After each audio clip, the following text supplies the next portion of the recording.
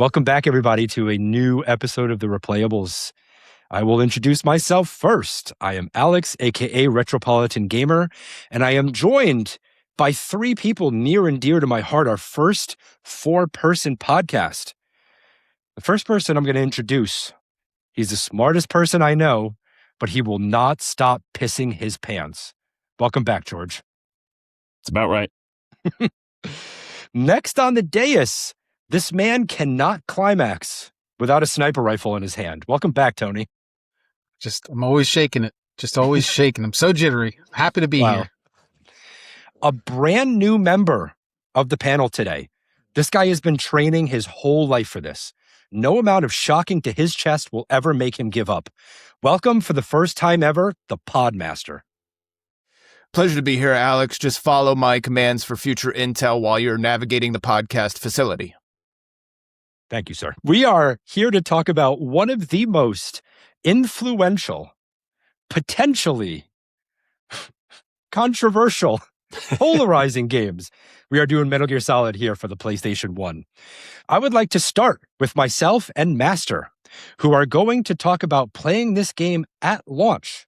And then we're gonna step back and we're gonna let Tony and George talk about what they knew about Metal Gear Solid before they came to it and what it was like coming to it so late. So, Master, why don't you get me started? Where were you when you first played this game and how'd you hear about it?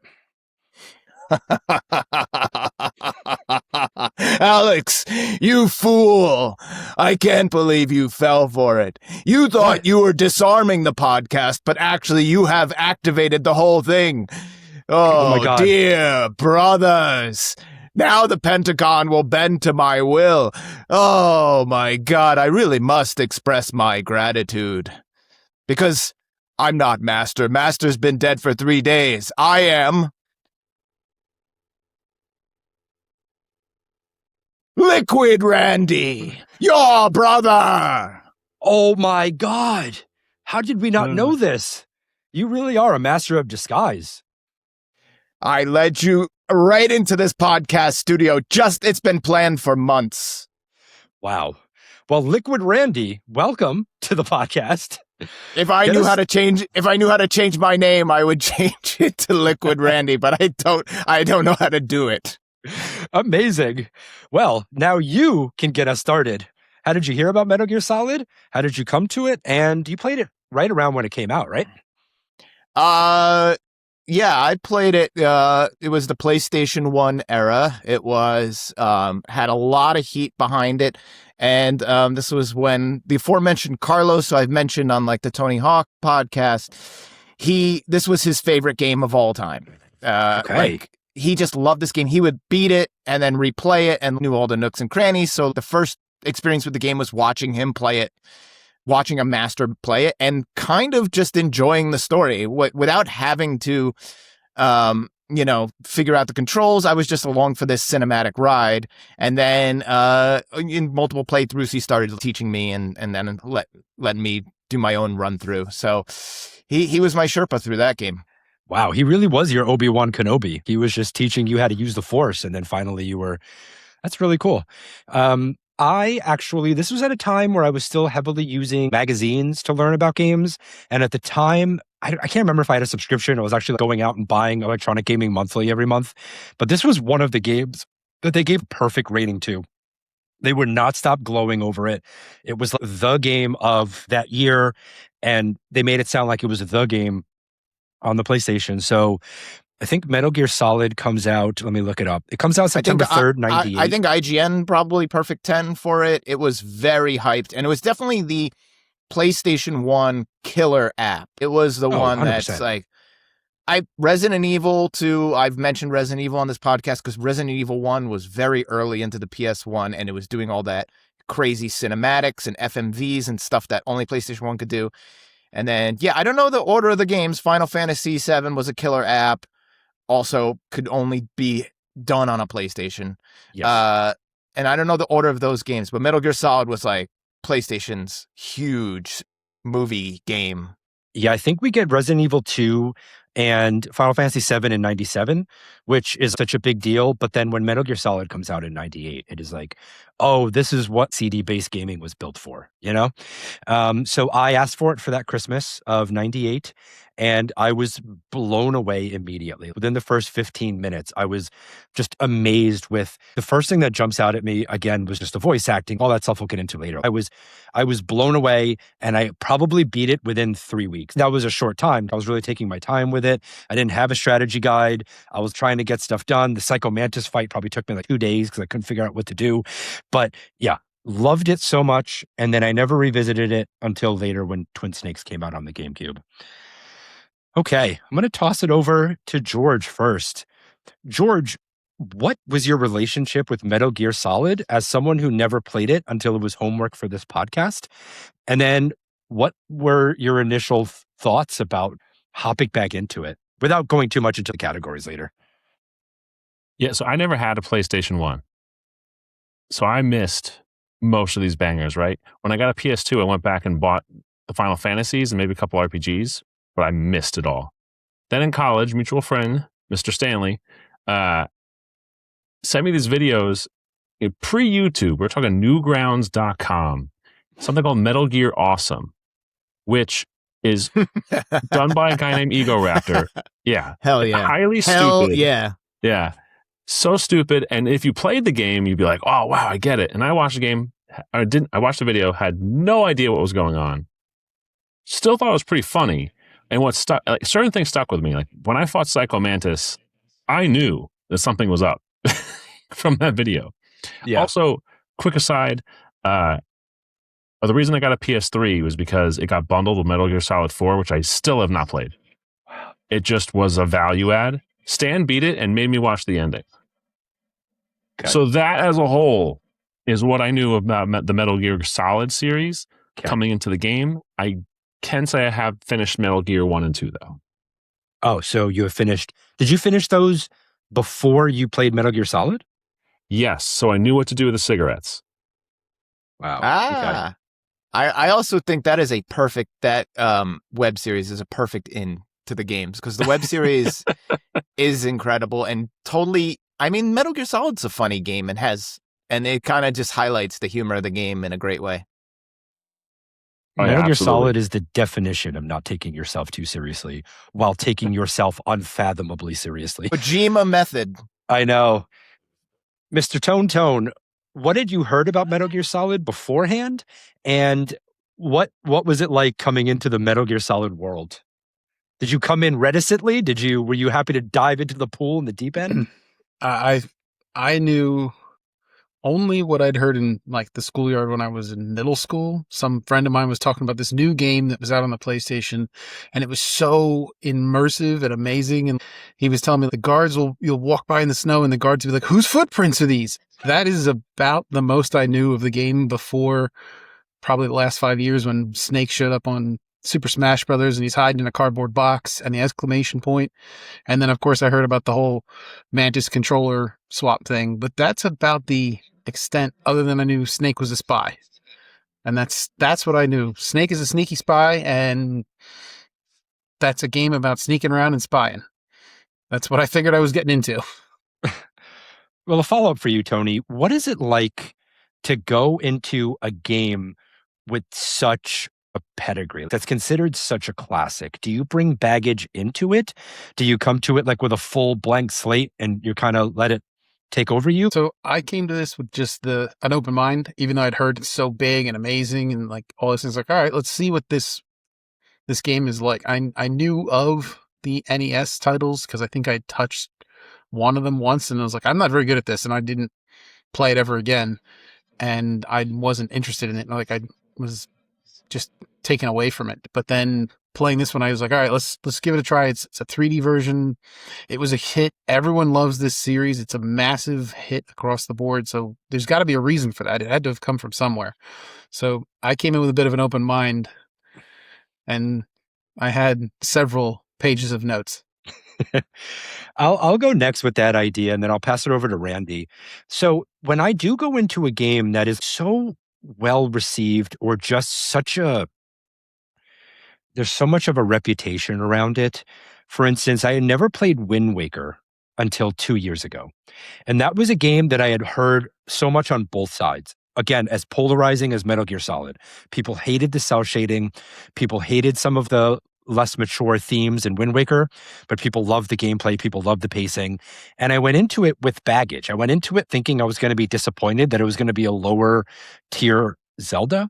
And then after finishing Wind Waker for the first time, I was like, I'm glad that that exceeded expectations.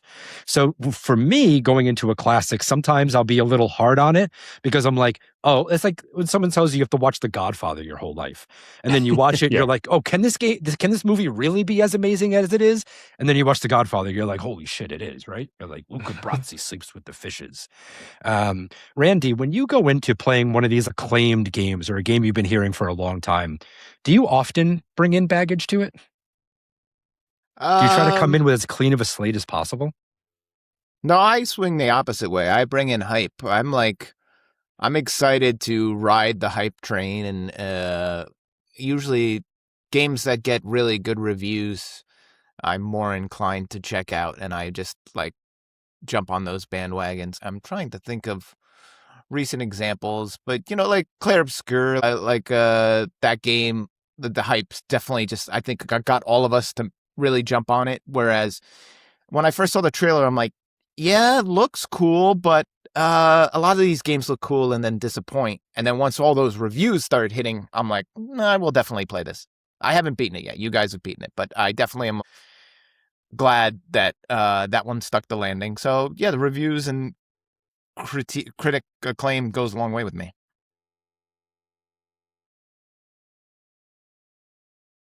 Tony, you typed in. Yeah, I wasn't sure if Randy was totally done. I will say that this game did, coming in like this to an old game like this, it did give me a reminiscent feeling of being a kid again. That opening a new game, you just got this new thing and it's the hype and it's hot. So like you really feel like it's just like, I feel like I'm 12 years old or 10 years old again playing a game for the first time, and it's Christmas morning or my birthday the day after, and I finally get that thing, and it's just that weird feeling again. The first hour I played, I felt like that. I was like, oh, this kind of reminds me of when I was a little kid, and for me it was Legends of Zelda: Ocarina of Time. Was that like this new thing, and it's huge compared to old really games. I couldn't tell. Yeah. Always finds a way to shoehorn it in. But that's what it felt like for me. I mean, George, you seem to agree. Well, I gotta just throw one other thing out there. Kojima's name colors the whole experience, right? Like, I think it's one thing if you're playing this at launch like you guys did, or at least near to it. I don't know that Kojima had a really high profile game before this, or at least not one where his weirdness really shine through. I haven't played Death Stranding. I've watched a Let's Play of Death Stranding. I'll just be honest with that. But man, like that's more peak Kojima. So I had a sense of what I was in store for. Like in Death Stranding, there's a guy called Die Hard Man. So when I saw a virus called Fox Die, I'm like, yeah, okay, this is what I expected. What do you think, Randy? Yeah. Two things I was thinking of that is, well, yeah, one with the Kojima of it all, like we'll get to it, but this game stands out to me versus all the games that come after in a way of like the weirdness gets more unleashed from this one, whereas this one I feel like is a more focused experience and tells I'm sure you guys have thoughts on how weird the story is and crazy the story is. Tony, Super or simple. you guys, if you have not played 2 is so off the rails compared to, and then they all keep going more off the rails to the point where you're like, I don't understand anything that's going on, and I need to read all this. After 2, I went to that, maybe it was Cheat Code Central or GameFAQs or one of them, and they had like a story breakdown.txt, and I was like, Metal Gear Solid 2, I needed a whole Bible just to understand, and I still don't understand that game at all. This one, at least, is a little more cohesive. The other thing I wanted to say was that we were talking about games and hype. One that popped into my mind of that era was Chrono Cross, which was like a hugely good review from IGN, and I was not playing JRPGs really at the time. I was watching Gary play Final Fantasy, but I wasn't hugely into them. And then I just bought that on a whim because the reviews got me so hyped, and I liked how colorful it looked. Chrono Cross has a great color palette, and it looked vibrant. And I was like, I don't know anything about this genre. I don't know anything about what's going on. And I jumped in so blind, and like, I have so much nostalgia for that game for being like this warm hug of like, JRPGs are going to be something huge for you starting here. And like, just like the warmness of that opening village and all that stuff is like so nostalgia for me because I went in so blind based on good reviews. You think about kind of piggybacking off what George mentioned about Kojima. The thing that I think about a lot is the rock stars of gaming, right? No pun intended. Dan Houser is a rock star of gaming, right? He literally works for Rockstar and wrote and did everything with Grand Theft Auto 3 all the way up through 5. You've got Carmack and Romero, who Tony and I are going to talk about this week in terms of your first ever rock stars in gaming when they made Doom. And then Hideo Kojima. But the difference between Kojima and like Miyamoto, one of them is very humble and quiet. And then you've got Kojima on the other side. He's not like Kanye, but he is like tweeting shit. When there's the falling out between him and Konami after Metal Gear Solid 5, he wrote a Players Tribune type tell-all about like everything. And I wanted to get your ideas of in movies where directors are becoming the IP, right? Christopher Nolan, Tarantino, people like that, they're becoming the IP in movies. But it's been so rare in gaming where Kojima, Carmack, and Romero, can you guys think of anyone else that's been this famous from gaming? And is Hideo Kojima the most notorious man in gaming? Well, I think a modern example might be Grasshopper. You know, he puts out also a lot of weird stuff. And I'm not going to put him at the same level as Kojima, but there's a cult following of people who are like, oh, this next Grasshopper game, or like Suda 51, like gotta hop in there. Yeah. Yeah, it's funny. I read that book, Tomorrow, which is about video game designers, and they're like it was a good one. They're indie game designers, and in the book they're getting like famous and interviewed by Kotaku and all this stuff. And I'm like, like the people who design the games rarely get this famous. Like it's kind of a bit of a stretch, but I guess they're niche famous in the book too. They're not full, but it's still like pretty rare, like you were saying, with where the developer or the designer, director, whatever you want to call him, is the selling point for a game. And I think he's earned that right, and he still keeps earning it because he pushes himself and pushes the weirdness, and Death Stranding, love it or hate it, is a huge swing. So, anytime he comes up with a new idea, I'll be somewhat interested. There's been other notorious game makers, like the guy who made Dead or Alive was always in the news because he'd always be making weird comments. And then when beach volleyball came out, it got a little weird. So there's been other notorious game makers, but I feel like Kojima likes the rock star status, likes people to know how fucking cool he is. And if you ask him, he'll tell you, but he backs it up with like some amazing stuff. So I wanted to start with what's aged the best. And I want to start with Tony. Tony, as you were playing this game for the first time, feel free to dive into anything. What for you has aged the best in Metal Gear Solid? I have a feeling that Tony saved all his positivity for the chat, for the podcast, because it wasn't in the chat.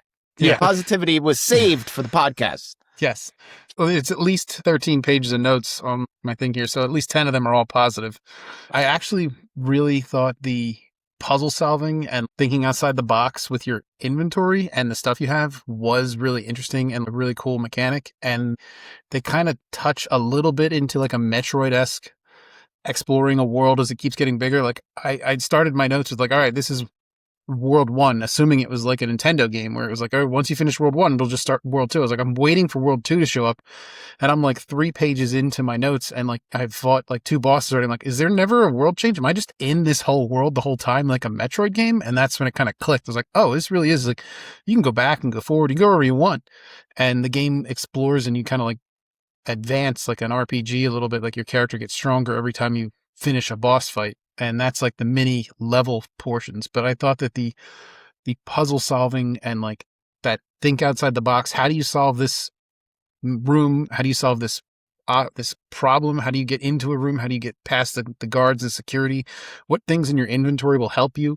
I know I failed to use them several times, but it was like at one point, I know some people talk about using the cigarettes. I'd found like an infrared camera because I was exploring, and I just turned it on and I could see all the lasers at all times. So it was like super easy to get past the laser parts because of that exploring and like finding your way through sneaky places, I think was a cool aspect of it. Like you could, I still don't know what to use the medicine for. I had one of them, but I don't know what to use it for. Clearly it was something important. So when you were playing the game, did you ever notice your main character coughing? No. I just I don't never know. noticed it.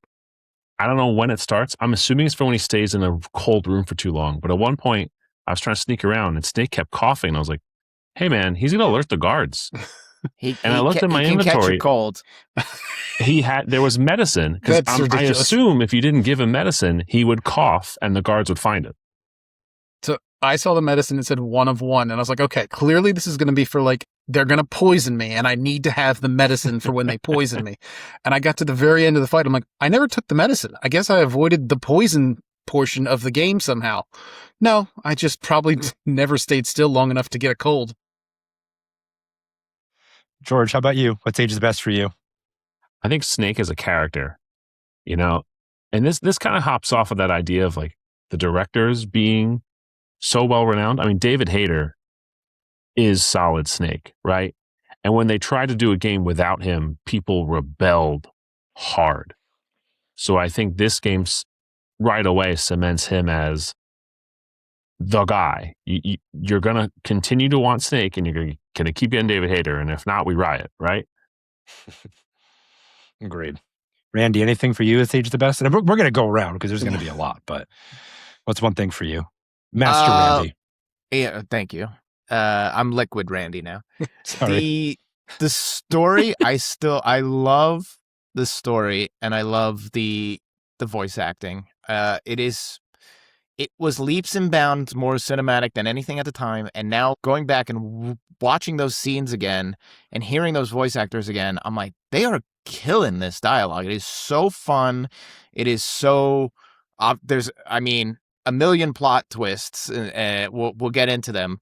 But just, I get hype at certain moments of the game, and I still get hype at certain moments of the game. I'm like, just, I just think the Solid Snake's great, and all the surrounding characters are memorable. They stick in my brain so well, whereas some games just wash over me, and I'm like, forget them the second I put the controller down. But everybody in this game is a titan of video game memory and deserves to be. And Solid Snake, he's a real one. I will say this: the story was wild. It was interesting to see a game like the only game I could think of that was in that genre was GoldenEye that came out like the year or two before. But you've got a full cinematic blockbuster movie to play off of for GoldenEye, whereas there's no Solid Snake movie to build off of. You could build off a couple different movies or plots or books or stories out there, but like GoldenEye had a really cool story, but it was all from the movie. You were just doing scenes and stuff from the movie and just putting gunfights in between them. It was odd to see that much story in a game like this. Like that was one of my notes. It's like, oh, this is just a cold open cutscene right into the. We're starting with a cold open video and movies, and a lot of this like exposition to explain why we're here and what's going on. Yeah, and they show the voice. Oh, go ahead. Yeah. Oh, you go ahead. You first. Go ahead. So they show the voice actors credits right in the beginning. And as you're introducing new people to really cement, like, this is not just a game, this is an experience. I don't know if I've ever seen that in any other game. I mean, obviously, you give them credit at the end of the game every game. Mm-hmm. I don't know of any other game where a character comes on screen and then it says, like, David Hayter, or, I don't remember the other actors' names. But if someone can think of one, please let me know.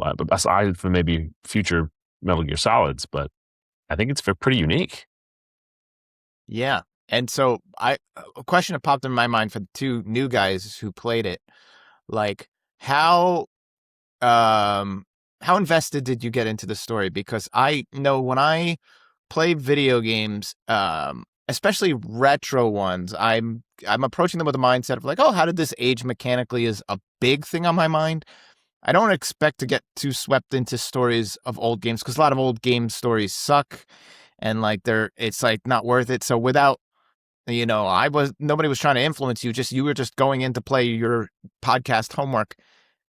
How invested did you get? Did you let yourself like watch the codex in full, listen to the codex in full? Because it's time consuming to just have a conversation back and forth on the codex, but so much of the game is in there. So I'm curious how much you let yourself marinate in it and listen to some of those conversations in full. And to piggyback off Randy's especially the question, optional ones. Oh, yeah. that's what I was going to ask. Did you also make other codec calls when you weren't lost, or were you interested in the other characters, things like that? So I marinated in that like a slow cooked pork. I just watched every single cutscene. I was like, I'm not skipping a single one of these unless I've seen it in full. Because Nice. I assumed I was going to play it like I would if I was 12 or 10 years old or whatever it was when it came out. That's awesome. That I was like, this is how I would play it. I would watch all the cutscenes to fully immerse myself in the story. Now, the calling people to get answers, I often didn't do that because I was like, oh, I know what to do here. I figured it out. But a lot of times I realized, I'm like, why can't I figure out what to do here? Like I think there's a gas room where you get trapped. I'm like, how do you get out of here? There's no way for me to get out. I was like, you know what? I haven't called anyone. I bet I'm supposed to call someone. And then it led me to believe we're having this really long conversation and I can't stand. I just kept thinking this while the call was going on and on. Why am I standing in a gas room that I died in 30 seconds in? But and we're There's having a another conversation. point where Sniper Wolf has a red target on your forehead. Yeah. You're like, oh, time to answer this call. There was multiple times when I wrote my notes. I'm like, oh, getting another phone call. Best stop doing what I'm doing. I think I wrote one is like, there's a nuke coming. We gotta go. Stop talking. We gotta go. So there was a lot of talking, and often I would accidentally hit like a skip button. And I'm like, oh crap, now I have to either rewatch it or I would miss the text. So I would read it all. But I'd be like, there was times I'm like, oh my God, they were going to talk through this whole thing of text. It wasn't like 3 or 4 lines of dialogue. It was like 3 or 4 pages of dialogue was coming at me 3 lines at a time. It's like, well, this is going to be a long conversation. So yeah, I think this is a product of me coming to the game late. There were times when they're like, oh, there's this twist. I'm like, this is dumb. It's just like bounced off of me. I watched every scene. All right. There were times though where I was like, okay, I'm going to beat this boss. And then I would call some for help. And after the second or third screen, I was like, I just want to fight the boss. And then I would start to skip I would read it. But yeah, I understand why it's like this game breaking story. But man, sometimes I really just couldn't sit there. I'm sorry. Yeah, I'm going to swap back over because I'm going to mention what's aged the best, and then I'm going to wrap it into kind of Randy's question for Tony and George. What's aged the best for me, and I didn't realize this at first. I realized it the most when I played this time, is the voice acting and the way that the scenes are directed. It's the first game that I can ever think of where the camera angles are picked in a certain way. Everything is shot in a super intimidating way. It's filmed from the top, and especially this time now, like I'm worse and I'm like, oh my God, this is really the first time a director really put this much thought into everything. And it's part of it is Kojima is so involved, right? Like when you go through the credits, he was in charge of the character modeling. He was in charge of like the AI. Everything was from him first. So yeah, I think what's aged the best for me is the directing, and think about the voice acting. The voice acting in 98, we got some decent voice acting in games like Resident Evil 2, but Metal Gear Solid does that. And then think about like how long it is until we get that level from any other game. Sonic Adventure comes out 3 years after Metal Gear Solid. And that's the pinnacle of voice acting. And then they said, Metal Gear Solid, we'll show you how it's done. No, and then like it is the worst dialogue ever. We were still in voice acting hell. Can I chime in just real quick on that? Because Final Fantasy for 7, 8, 9 on the PlayStation era were no voice acting, and I love them for that. I think that the music combined with my own reading was like made those games magical. Yes. And then when 10 came out, it was like this groundbreaking thing that they were adding voice acting. Final Fantasy 10 comes out years after Metal Gear Solid. I know it's an anime dub and they got English actors to do their best, but the Final Fantasy X voice acting is bad. It really takes me out of it. Like, it's goofy and it's not the worst, but it takes me out of it. I mean, there's some, like, Waka's really bad. Like, there's some characters that are just pretty atrocious. I agree. I'd take Waka over Tidus. Oh, yeah, Tidus is bad. Yeah, and I'm just like, this is like cornballing Final Fantasy to me in a way, whereas 7, 8, and 9 were these like charming art projects, and then 10 is like a bad anime dub. And like, I guess I could have switched Japanese voices and maybe had a better time, but like, I wanted to hear a Final Fantasy with voice acting because that was their big selling point at the time. I was just like I still think it's a good game, but I just remember, and now you're reminding me that Metal Gear Solid came out years before and was like crushing it. So I'll just pay good voice actors. No shade on the Final Fantasy X cast. Maybe you were directed poorly. I just took me out of that game a little bit. Sorry. No, So it kind of imagining felt Liquid like laughing with the Tidus laugh instead. Like, how much worse would that scene be? yeah, and you still have like localization and translation stuff. Think about like the difference between how bad the voice acting is in English and Squid Game, right? I just wanted to watch it in Korean. We did it with subtitles. We still have localization issues to this day. There's some good dubs. It's not, it's not across the board. It's kind of like, casting and direction. It's like any other artistic endeavor. Like, some people nail it and some people it comes off a little corny and weird. I don't know. I'm gonna go with one more. What's aged the best? And then I want to throw over to Tony because I'm interested if he got this aspect of it. So what's aged the best for me is the humor in the game. I think there's moments in the game where it is extremely funny. When you are in the elevator with the 4 dudes that are invisible, and then Otacon just comes right into the codec and he's screaming at you. I laughed so hard on stream. There are some moments that are so funny or so weird. The game is so horny, which we'll talk about later. Oh my but God. part of that hornballness is very funny. So, Tony, did you find as much humor in it while you were playing it, or did you feel like it took itself extremely seriously? There was a couple of things that I remember writing in my notes. One of them was like the climbing in the vent the first time, and Snake's like, "Oh, look at that sexy lady doing sit-ups," and then they cut to the next whole event you look through, and it's like fart noise, and the guy's pooping, and just like, all right, so classic DARPA chief, yeah.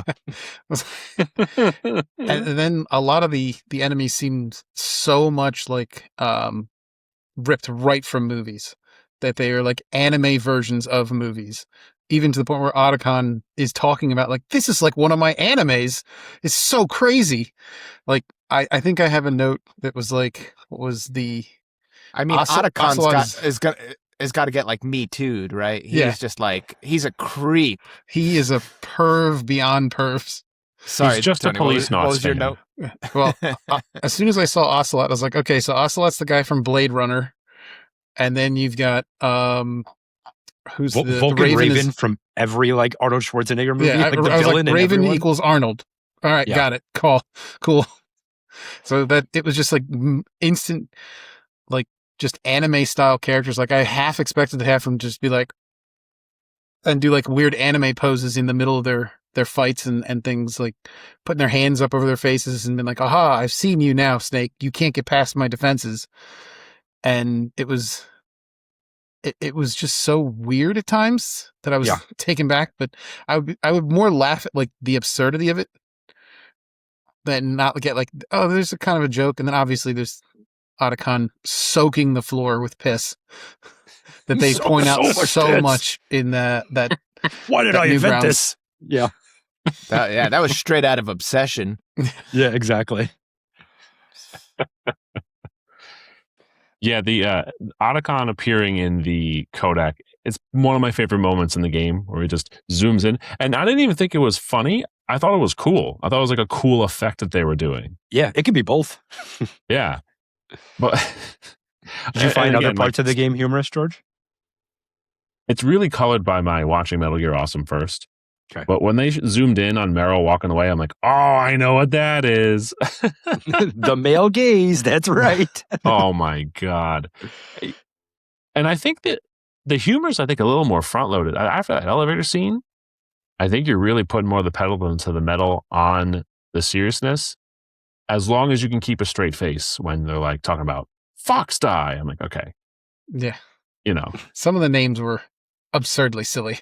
that's the Kojima specialty. Yeah. Absolutely. Randy, how do you feel like they do a job balancing the humor with a super serious story? I love this humor. It's so, like really stupid stuff delivered very seriously is incredible. And just like the guards all feel like Monty Python characters. And it's just like bumbling, but the music is serious and it's all James Bond feeling. And there's, all this serious stuff. But then it's the same reason I do love Japanese games across the board and JRPGs is there is a humor element, and humor is very human to me. So I have the same thing with movies. When a movie sells itself as a drama and it is joyless, like there's not a single joke, that doesn't feel like real life to me. I think the best dramas that hit me emotionally also have some humor woven in, and stories that in video games that are fun, probably the same thing. And I think the humor, so there's a lot of talk about Marvel humor and this quippy humor, and some video games are also going that way where it's just like, well, I'm sarcastic, DreamWorks face, I'm mischievous and all this stuff, and that's just like low-hanging fruit. This type of humor is very woven in on a subtle way, like it sneaks up on you, like it plays with tension. So you're in an interrogation scene and you're in this dramatic James Bond movie, and then, some guy's just like shitting himself. And it's just like these things, these moments are just the absurdity of the cardboard box. Like the cardboard box is, a legendary item of video games, up there with the Master Sword. This is just like the cardboard box is iconic. They announce he's going into Smash Brothers. Oh, he's going to have the cardboard box, right? It's just like a given how iconic it is. It's so stupid. It's the dumbest thing. It is humor. Nothing about it. It's like, oh, the guard's looking the other way. I know. The box moves 10 feet more. He turns around. He's like, well, that box makes sense that it's in the middle of the room now. Yeah. It is so stupid, and it brings me so much joy. I remember a reporter for IGN tried to sneak into an award show at the time in a cardboard box. Like, it just was this thing in this cultural zeitgeist, I think the cardboard box, it's like Samus's morph ball. Like the second I'm in it, I'm having a better time. I don't know why. It is joy being in that box. It's joy being a little ball. You're a cat, clearly. Yeah.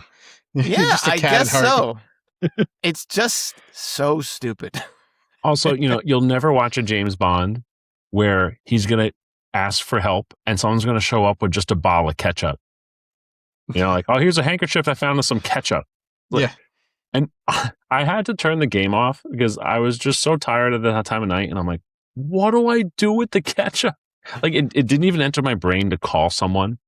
Because you call Campbell, I think he's like, Snake, use the ketchup. I'm like, oh, how?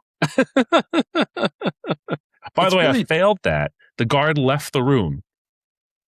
And then Otacon just like, no, I think the ninja just bails me out anyway. You can just that didn't happen for me. Yeah. No, I love that part where you put the ketchup down on the floor and then the guards, what are you, an idiot? All the little Easter eggs are so amazing in that. If you do it wrong, he catches you. He's like, why did you put ketchup all over yourself? And then he comes in and shoots you. Yeah, it's the best. Actually, I'm going to throw it back to Tony. Tony, anything on your radar that's aged the best for you? I guess the sneaking part, I think, was a huge element. I don't think there'd been like a really good sneaking game like that has been in 3D.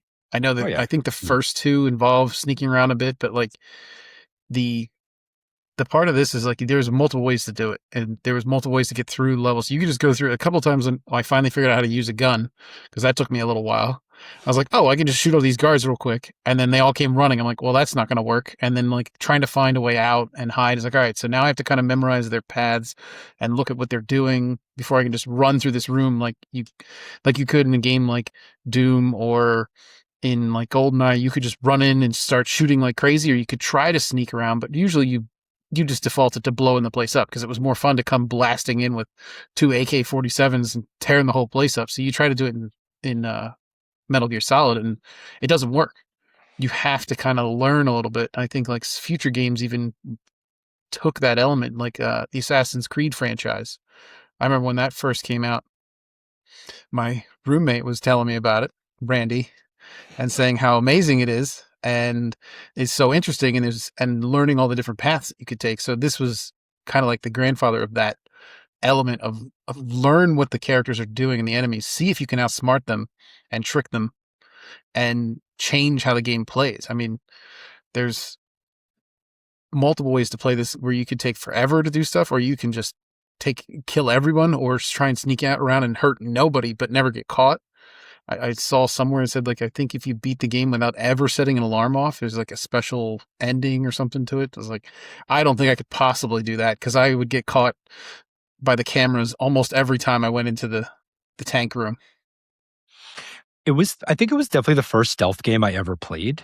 That's like the stealth genre. I can't even speak to if it was like the first of its kind. But then I think about, like, for every little small, like, I don't know, bugaboo I have with the stealth element of Metal Gear Solid, I play a stealth mission in Grand Theft Auto San Andreas, and it is just unbearable. I want the ability to put my ass on a pillar and look around. I want my ability to use other items to trick people, because what you said is so correct, Tony, is that it's not only stealth, but it's multiple options. You can play the game stealthy, or you can run and gun, or you could do a mix of it. But any way you play the game, you're probably going to have success at it once you learn how to fire the guns, or once you learn how to do some stuff. George, anything else for you for what's aged the best before we hop into some stuff that may not have aged so well? I think the game does a great job, for the most part, of having great checkpoints. Yes. And respecting you to not throw the answer in your face, but then being there if you're really having trouble. You know, for what I understand, Psycho Mantis, if you die a few times, they'll swoop in with another hint. You know, like to maybe, I think they might even explicitly tell you about the second controller port, They right? call you and tell you. I played and I died a couple times, and he called me. He's like, you should change it into another port. I'm like, I'm already doing that. I'm just not good at it. Yeah. That's funny. Yeah. Or otherwise, you know, you'll die, and then the checkpoint's fairly generous, like as soon as you get into a room. So I didn't really care about dying, and I say that in a good way. I got to just mess around and find out what would happen. Whereas other games, you know, if you're going back to a save point, I'm probably not having a good time. Yeah. Randy, anything for you that's aged the best, or do you want to get us started on what has potentially aged the worst? Yeah, we can move to the next section. I feel it's gonna be a lot of the same things. So you know what? I will lay off and defer the controls of it all, but I will talk about you know, there's some backtracking that's excessive. You stole mine. You stole mine. I said I'm leaving controls on the table, so I will. You know, I'll take backtrack. Yeah, There's just some excessive backtracking, which is never fun. As a kid, I noticed it less because I was so absorbed in the world. There was just nothing. Yeah. You get by with so much just by absorbing your player in the world that they're like gonna forgive a lot of that stuff. Now, games have been called out more and more because over time we should respect players' times, and we should learn from, and every game should get a little better. So when Metroid Prime 4 comes out and still has just like ass loads of backtracking, that is truly just like tedious and not like fun. Like Metroid games have backtracking that's fun. I'm not calling that out, but I'm like, ooh, you guys are like really not respecting us by still doing this stuff. In the Prime series, it's like this one little blemish on a really good series, and there's a million examples of other games too. So but this game gets a huge benefit of the doubt of when it came out, and all the positives we just named of all these modern things that the modern games owe to this one game that pushed a lot of things forward. It definitely has some things that weren't quite there yet. That's one of them. I'll let the controls, maybe some people who got frustrated could speak more to that. First, I got a question, because I think we all had a different experience with this. Randy, did you know you could fast travel in the game? Putting yourself didn't in a box in a truck. If you put yourself as a cardboard box in the truck, it'll take you back and forth between buildings. Yes, I did. I did know that. Yeah, 3 of us knew that. I hadn't called that fast traveling before. Okay, whoa. I didn't know that. You told me while I was streaming, George. I had no clue. Well, I didn't remember it from 98. But again, we talked about this before. You troll me on stream so much, I thought you were lying. You had to tell me like 3 times that it was true. And I will say, even with the boxes, it's still too much backtracking. Sometimes it was cool backtracking of like, you wouldn't find the gas mask if you didn't backtrack, I think. There are a couple examples of that. But I don't know. Tony, did you know there was fast travel before today? I even looked at the boxes and I was like, why do I have 3 boxes that say ship to different areas? I'm like, I only need 1 box. Like, I guess if I'm in the nuclear site, I shouldn't be taking out the box that is come on, Zelda fan. You got to be looking for that stuff, Zelda fan. Details. The also, details, my the puzzle mind, of the game. I assume that the guards would see the box and be like, oh, that's the nuclear box in the tank facility. That's got to be a decoy. That's something wrong. And I'd have to pick the correct box for the location I was in, not for where I wanted to be shipped with a postage stamp screwed to my face. Like, it didn't make any sense to use the box as a transportation device. I just slow ran everywhere as Snake, which is why I think my playtime is literally 11 hours and 59 minutes. Oh yeah, and I have to mention when Tony in the chat, the best ever, he's complaining about the sniping, and I'm like, it's his first playthrough. I can't tell him. I just gotta let him. I gotta let him reach it. The diazepam, the steadying your nerves. I'm like, he'll figure it out. I don't want to spoil this for him. And then just like 10 minutes later, he's still screaming how bad the sniping is, and I'm like, oh boy, he's going through everything the hard way. Yeah, I brute forced that fight. Jiggly hands and all. You needed a Carlos to walk you through it. That's why I had such a great time. I figured it out after the fight, like the second boss later, and I was like, what is this shaky hand? Like, am I going to get I thought I was going to get attacked. I'm like, and I have to use it. And I noticed that it was increasing in quantity. And I was like, usually they do that when like it was getting better. So why would I have more and more of these items? Oh my God, was I supposed to use this for something? And it says like, stop shakes. I'm like, are you kidding me? And I took it and pulled the sniper rifle out and it was like a rock steady. I'm like, it's all right gonna there. Freak out. I am going to freak out. I spent so much time fighting Sniper Wolf in the woods going, how could anyone beat this without a thumbstick? Like, when I first tried the box and went in the truck, I didn't know that was going to happen. But again, the game described it. So I went, oh, I bet you that's what it is. And then my exclamation mark went off in my head as soon as the cutscene hit and I started traveling. I was like, oh man, I've saved myself so much time. And like with product placement these days, if this game was made in 2026, those so would have been Amazon Prime trucks. You would have gotten, we'll get you there in 2 days, solid, some kind of product placement in there. Just to piggyback on what Randy said and also what Tony said, I think the backtracking is, it's, as someone who goes back and plays retro games, I'm surprised by how much I now expect an arrow to pop up and show me where I need to go if I'm standing somewhere for 5 minutes. Or I expect an NPC to be like, hey, you should go over to the local freaking Ace Hardware and buy this. Playing Metal Gear, it's a lot of backtracking.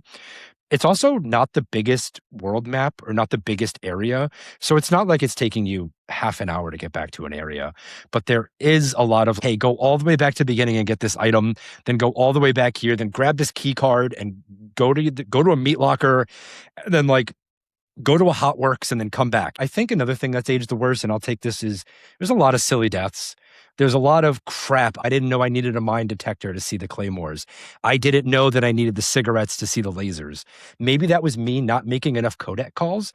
Maybe that's me not just going above and beyond to see like what's happening. But at some point, I kind of expect the game to logically get me there or to give me a hint. So some of the silly deaths, I was like, how was I supposed to know that? And they're always, the colonel will tell you if you call him in this room. I'm like, you. Did you play Metal Gear 1 and 2 before doing this? A bunch of my family members had Metal Gear 1, so I'd seen it played, but I've never touched like either of them. So those, I think, were relics from the previous game, which is maybe why they didn't bother to go into it and like be a little more obvious. And that's not really a defense. I think you need to be aware that new people are coming to your game. But for me, that's why I didn't have as many troubles with those specific things, the cigarettes and the the mine detector, because I knew about that. And it was like, it's so fascinating to see how we've come at this game from so many different ways. We all had different experiences going in. What about you, Randy? Well, I just wanted to say on that, like, that is part of the game's charm for me because of the era I played it in, where all those little things, those were secrets passed amongst friends of like, oh, did you know you could do this? Oh, no, did you know you could do that? Like, that made us bond over the game more, of that the game was not explaining it at all. It's like Mortal Kombat of, oh, did you know you could get to the pit if you do the certain thing with the moon and reptile? It's all that urban legend backyard lore that like really charms these games of nostalgia, of these little secrets. And Mario games have them in like so much of just, what, you could get to that area? Like, in this game, all those little things, I really think something would be lost if they were obvious. Yeah. And they do have a way to get to them with the codec, but I think if they were obvious, you would lose that mystique, and you would lose that talking to each other of like, the second you talk to somebody about Metal Gear Solid, they're asking like, oh, did you know you could switch ports? And did you know this? Did you know that? And I even said in the chat, I was like, did you know about the codec on the back of the jewel case?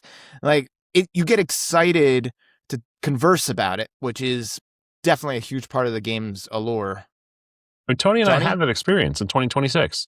Yeah. You know, he was a little bit ahead of me for most of the time. So we're both playing our games, but in PlayStation chat.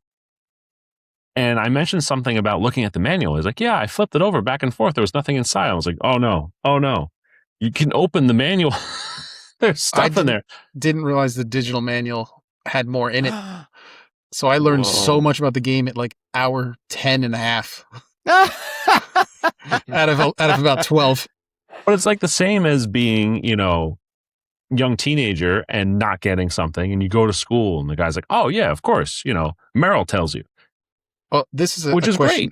I have to pose for the people who had the game physically. Did it come with a little game manual to explain things like about the game at all, or like what you could do? Or is it just like, here's the jewel case and here's the front cover?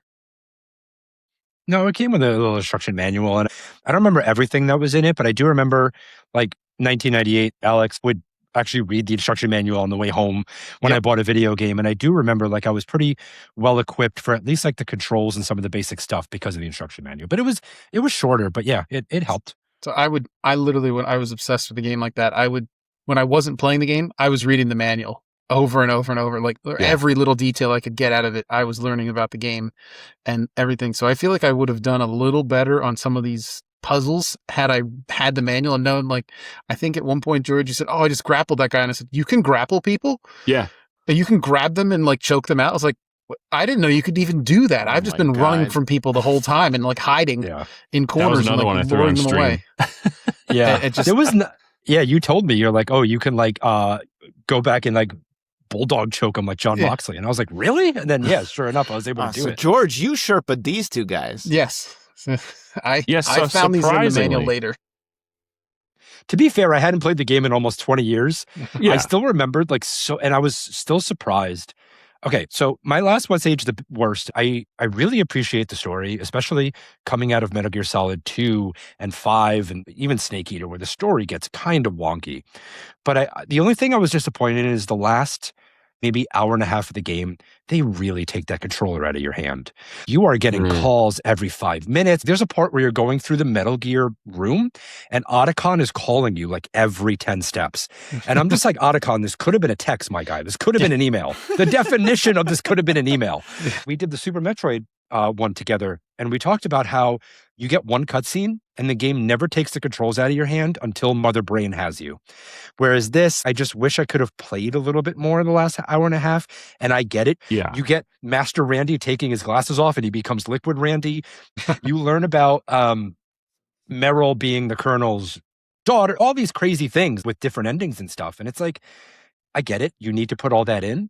But maybe 2 of the cutscenes could have been a tiny bit shorter. I don't know how did you guys feel? Like, George, how did you feel at the end of the game? Did you feel like the game, like you were just watching a lot of cutscenes? Yes. And especially because I'm now spoiled by new stuff like BioShock. The concept of they'll give you cutscenes while you walk around, you know? Yes. I don't know. I don't Yeah. think the tech was there, but those codec scenes could have been you walking around, because the first 3/4 of the Metal Gear room are literally empty, except for some ammo. And there's just one or two dudes at the very top, right? So if the tech That was there, room. it could have been like that. Maybe a remaster could do it that way. I don't know what they would do. But The one thing I will defend the codec cutscenes to the death, and that's because where the technology was, if you look, okay, not maybe the length of them, but the necessity of them. If you look at the character designs in Metal Gear Solid 1, their faces are like Final Fantasy VII faces. Yeah. They cannot express. They cannot move their eyebrows. They can't smile. So you only get the expressions of the characters in the codec scenes, right? Solid Snake is only going to flirt with every woman he comes across in the codec scenes, and they Yes. all get like a reaction. Mei Ling gets a reaction. Dr. Turtleneck gets a reaction. The codecs are so important because at the technology at the time, when they're actually speaking, they're just moving their head back and forth, but their mouth isn't moving, right? You know, also at the end, did I really need to watch like 2 minutes of clips from the Persian Gulf War Yeah. or like the biolab? Like, Why I understand was that's that in part of there? what he was going for, but come on, man. But the last line is like the what is it? The environmentalists. There are still over like 86,000 active nukes on the Yeah. Earth. I was like, whoa, this movie this game really got political very fast at the very Turns end. out it's a documentary. Yeah. Yeah. There's a point at the end of every Metal Gear game where Kojima is just free writing, and he's just like his thoughts are just spilling, and they do not edit them, and they're just like, okay, the last 10 minutes you could just put one of your diary entries in here. He has a tape recorder. I just handed it to someone and said, make this the end of the game. Dictate this, do not edit. Do not read, just dictate. Use some Exactly. footage from PBS you don't have to pay for and slap it in there. Metal Gear Solid 2 is worse with this. I cannot tell you how my brain leaked out from the final 10 minutes, and it is the same thing. There's like slideshows and history lessons, and you're just like, what are you talking about? Metal Gear Solid 2's cutscenes and story makes Metal Gear Solid 1 seem like a preschool game. It makes it seem like the tamest entity, like as confused as you are at any point in Metal Gear Solid 1, Metal Gear Solid 2 is just like challenge accepted, hold my beer. The last like hour and a half is just one giant cutscene. Yeah, that Metal Gear Solid 4, which is the only other Metal Gear Solid ending I've seen, it took over an hour. We were waiting to go to the bar for this to end. I have a same story. So again, Carlos, my Sherpa, he was finishing 4, and we had to go somewhere. And I was in his room, and he was watching that hour and a half full-length movie. And he's like, this is going a while, huh? And I'm like, yeah, well, it's got to be done soon. Not even close. Not even close. Full movie. And I have never, my history with the series, I've beaten Metal Gear Solid 1 and 2 and 3. And then I've not touched 4, but I watched Carlos play a little bit of it. But 4, I was just like, I think you are off the rails too much, my guy. I might play it at some point, and 5, I watched Gary play a little bit. I played 5. 5 is like 80 hours long. It is crazy. That was Don't the worry about it. pandemic. That was being trapped in my apartment and having nothing else to play but Metal Gear Solid 5. There's From what also I've seen of Revengeance. 5, what's that? There's also Revengeance. You want some There's character Revengeance. action? There's a mobile one. I played the Game Boy Color one. It was pretty Pachinko fun. game. That's my favorite part, is that whenever we do a podcast, Randy has played the Game Boy Color version of it. that's his calling card. That's You so know it, amazing. baby. There we go. All right, I'm going to do this right now because I don't know where this fits in the podcast, but I have to do this. This is hilarious. This deserves the sunglasses. This is a list of the shocking moments and twists in the game, and it is so funny to read these back to back to back because it is the most off the rails James Bond craziness, and this is the most sensible Metal Gear Solid. They get more off the rails from it. Tony, I beg of you to go play the future ones so your brain can melt like ours did. But here is Metal Gear Solid 1. The hostages die from Fox Die. The DARPA chief was Decoy Octopus. Ninja is Gray Fox. Master Miller is Liquid Snake. Snake is tricked into activating Rex. Liquid and Solid are twin clones. Liquid was wrong about the genes, that actually the weaker one is the stronger one and the stronger one is the weaker one. Meryl is actually Campbell's daughter, and Ocelot actually survives. He reports to the president. He was secretly working for another party, Oh, it was him? He possesses Metal Gear's test data, and the president is revealed to be another Big Boss clone setting up Metal Gear Solid 2. That's a full season of a soap opera. Wait, I didn't get all those. So let if you Meryl watch die. the credits all the way through, Yeah. and then after the credits, there's the phone call yes. where Revolver Ocelot is talking to the president. I didn't know the president was a Big Boss clone. Yeah. That's what they say at the very end. There's still a third. Yeah, dude. Oh, I just missed it. Okay. You missed I out on went- a huge reveal. You know what? Solidus. As soon as we're Snake. done with this podcast and playing Mario Party, you need to run and go restart Metal Gear Solid right now. And all those things that Randy mentioned, all those twists happen in the first 13 minutes of Metal Gear Solid 2. Like that amount of twists. And then they give you someone insane. that's not Solid Snake to play as. I It's did wild. know. Yes. Okay, yeah, that I remembered. Okay. Okay. That was a pretty big twist that nobody was told about in the second game. Yeah. All right. So to piggyback off of, and don't worry, Tony, when we get to the bonus level, you can mention anything you want about Metal Gear Solid. I promise you. I do have a couple of things that we didn't mention about poor Okay. aging. Hit me with it. The thing that I didn't think worked well was the length of some of the boss fights. It was like a mechanic. Okay, once you figure the mechanic out, it's literally just repeat this 10 to 15 times. There's no new nuance. There's no second phase. It's like, just keep doing the exact same thing. Like when I fought Metal Gear Solid at the end, Metal Gear Rex, I struggled with it until like the third or fourth time. And then I ended up having to replay it later because I had to stop the game in the middle of the cutscene because, again, 45 minutes cutscene after you beat the game, kind of. So I had to replay because that's where my save ended. And I was like, oh, I can beat this. And I nearly beat it flawlessly on my try after that because I was like, I know the exact strategy. Stand right here, throw this, switch items, do this, stand right here, throw item. It just repeat and repeat and repeat. I was like, the only time at one point I had him cornered, the Metal Gear Rex is cornered and I'm just going in a circle doing the same four things and just wrecking this huge, awesome war machine. And part of the thing that I guess we never really talked is the inventory. So many times I would go to pick an item and it would pick the next item over. And I'd go to like use a grenade and I'd be on the rocket launcher and I'm like first person as people are just gunning me down from off screen. And with that, drove me insane was not being able to see what was past me. Like so many times. What do you mean seeing what's past you? Like the one part where you have to fly the rocket through the gas chamber. I flew the rocket right into the wall at least 6 times because I had to like constantly keep telling it to turn around because the rocket would go faster than the camera to the point where now I couldn't see where the rocket was going. Or like I'm walking into a room and then off screen, bullets just start hitting me and I have no idea where they're coming from. And I just walked into the room. The rocket part, when you're going to the electric panel that shuts off the electric floor, yeah, that felt like the paper plane in WarioWare. It drove me nuts to control it. The other thing I'll say is the Metal Gear fight, I despise it.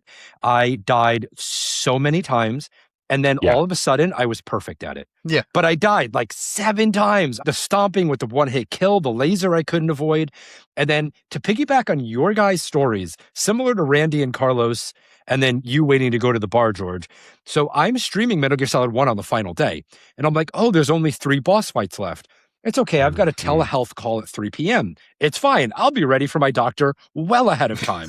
I'm into cutscene 45 between fights, and I had to put my stream on hold to take a telehealth call to come back, and I still had another hour left. My last stream went 3 hours, and I only had 2 boss fights left. Every other boss fight works for me. I despise the Metal Gear fight.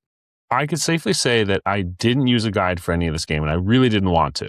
You know, sometimes now I might get frustrated with the game a little more easily. Up until the second phase of Metal Gear Rex, where I just couldn't freaking figure it out. I didn't understand because the chaff grenades didn't work anymore. And so I looked at a Reddit thread, and it was like from 2016 or something. A guy like, yeah, if you just stand behind it, then he can't get to you and you can shoot him underneath. And all the comments underneath were from this year going, 10 years later, this guy's still the best. Thank you for this comment. Yeah. It was a garbage fight when you could stand between his legs, and I literally didn't move at one point. I just stood still, threw the flashbang out, and then would immediately switch to rockets and look up, shoot, and then throw the flash. I was just cycling through inventory at this point. I'm not doing anything. I'm not moving. I'm taking out a nuclear missile platform. First phase. And it's not the stinger, because the helicopter fight is very fun. But the Metal Gear, I agree with you, Tony, not the greatest. So I want to piggyback off something that Randy said to transition to this. Randy mentioned how memorable the parts of the game are and how memorable the bosses are. And I truly feel the bosses stand out so much in this game. And I feel like the fights themselves take a back seat to the sheer uniqueness and fun quality of the bosses. Sniper Wolf is a completely different character from Vulcan Raven, who's a completely different character from Revolver Ocelot, who's completely different from Liquid Snake. Everybody has a very distinct personality. Everybody had a very distinct way of approaching combat, approaching everything. I want each person to pick a boss and talk about it. You can say what was good, what was bad, what was awesome about them. George, why don't you start us off with your Timu Arnold Schwarzenegger guy? Yeah, I'm not talking about the first Raven fight with the tank. That was kind of dumb. The second Raven fight in the freezer. Yes. It was pretty cool to have the Ravens all around foreshadowing him. I like that. But what I really liked, and we didn't get into this with what I think aged the best, this is the game subtly telling you how to progress, right?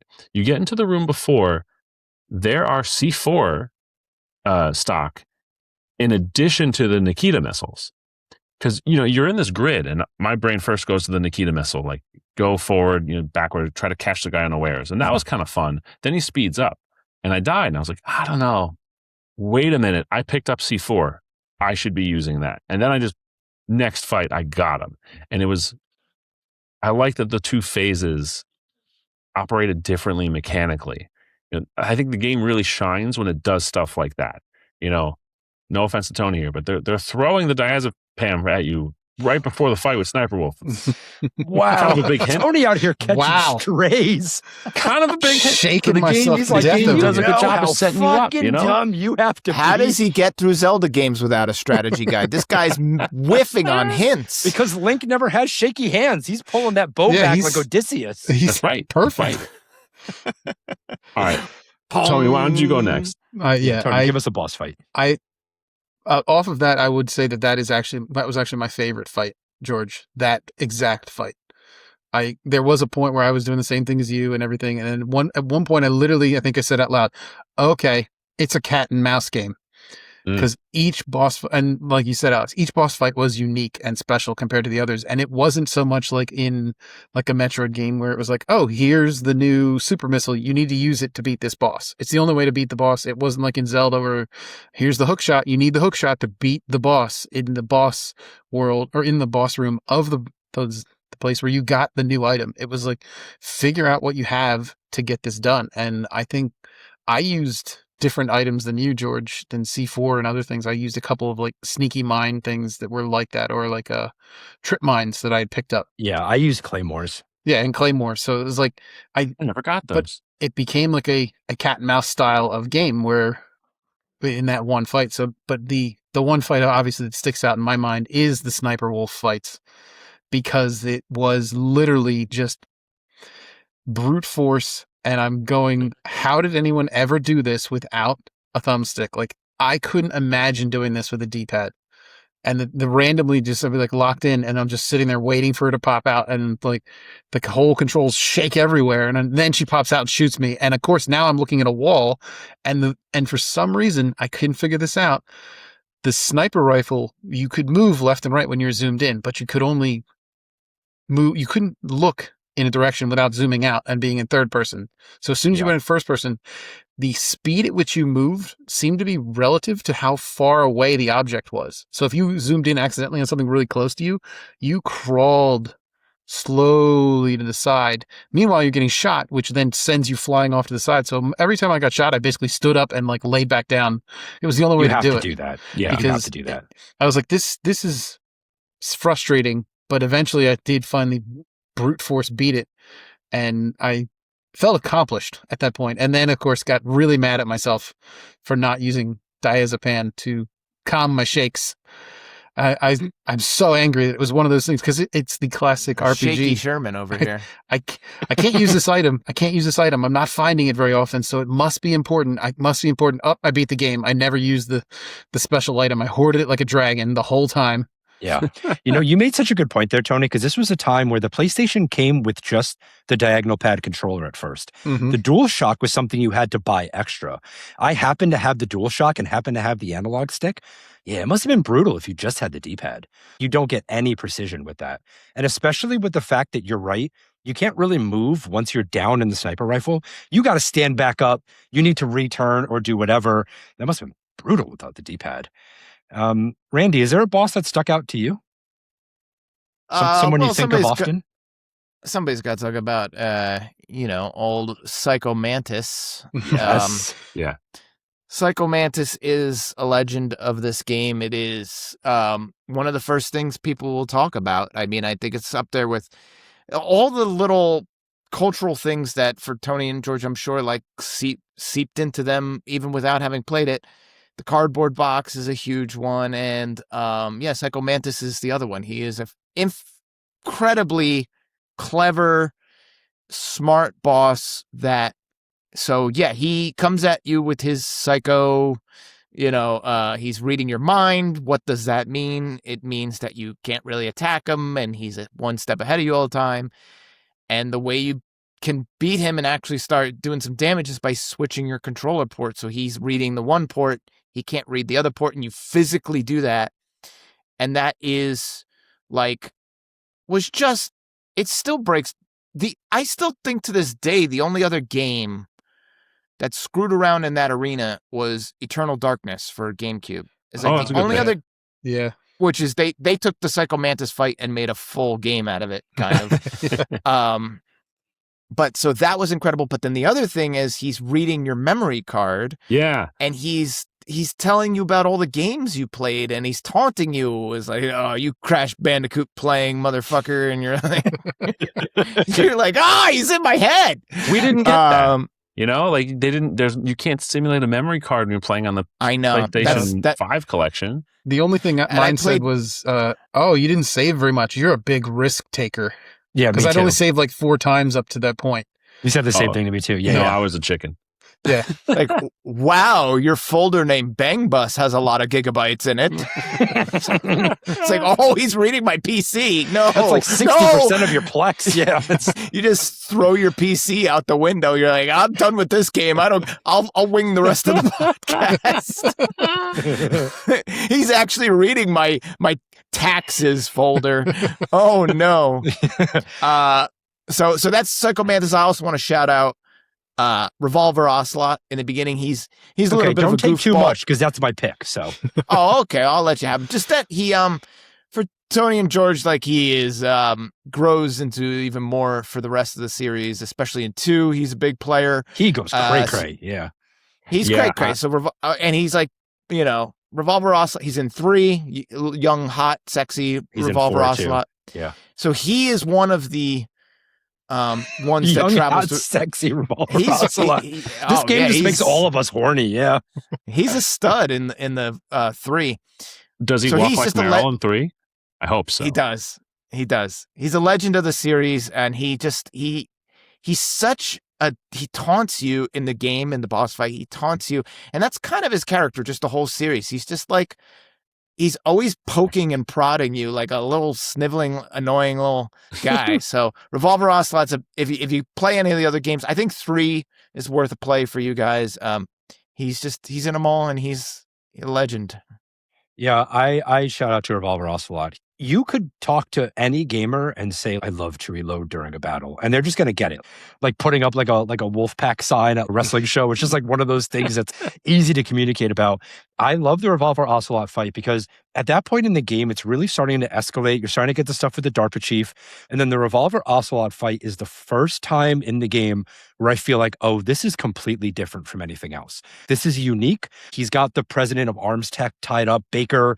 At the same time, you're chasing him around. He's kind of being cocky. He's got so much personality. Revolver Ocelot was the first time that I realized, like, oh, I'm in a completely different gaming experience here. That's the one thing I can't talk about enough is that when you play Metal Gear Solid, unless you've played another Metal Gear Solid, you've never played anything like it before.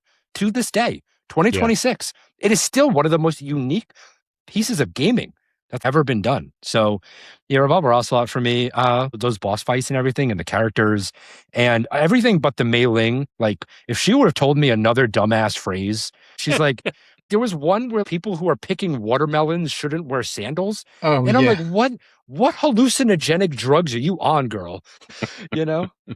That was a combo I always skipped. I would just, fast as I can. Come on, just get me to the save screen. Just get me to the save screen. I don't She's need like, to hear you talk anymore. Confucius says never shit in an Arby's. And I'm like, what the fuck are you talking about, lady? Randy. One thing I will say, where you're talking about like no other games feel like it, I actually have been played a game recently, and you've played it, Alex. You've played it on, have you played it on stream? I think you did. But a game that gave me total Metal Gear Solid vibes and feels spiritually in that vein, Resident Evil 4. I think it marries story, it marries action, it marries pacing, it marries set pieces, bosses, all those things, especially pacing. I think in terms of how a story is told, mission-based, you were dropping you in here to do this thing.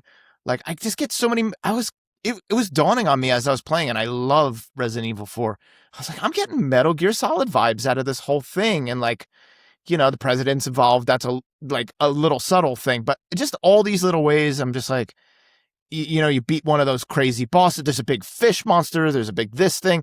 And I just feel the same way I feel when I finish a Metal Gear Solid fight. I'm like, the story is maneuvering between these set pieces in a way that I'm like, this is an action movie. I feel like a hero, and I feel like I'm on a ride that's above most games, like truly a cinematic game. Oh, yeah. It's the first time. I mean, this is the most stereotypical thing to say, but it's filmic, right? I cannot talk about the voice acting enough. It's so impressive. To this day, it's still some of the best voice acting I've ever heard in gaming.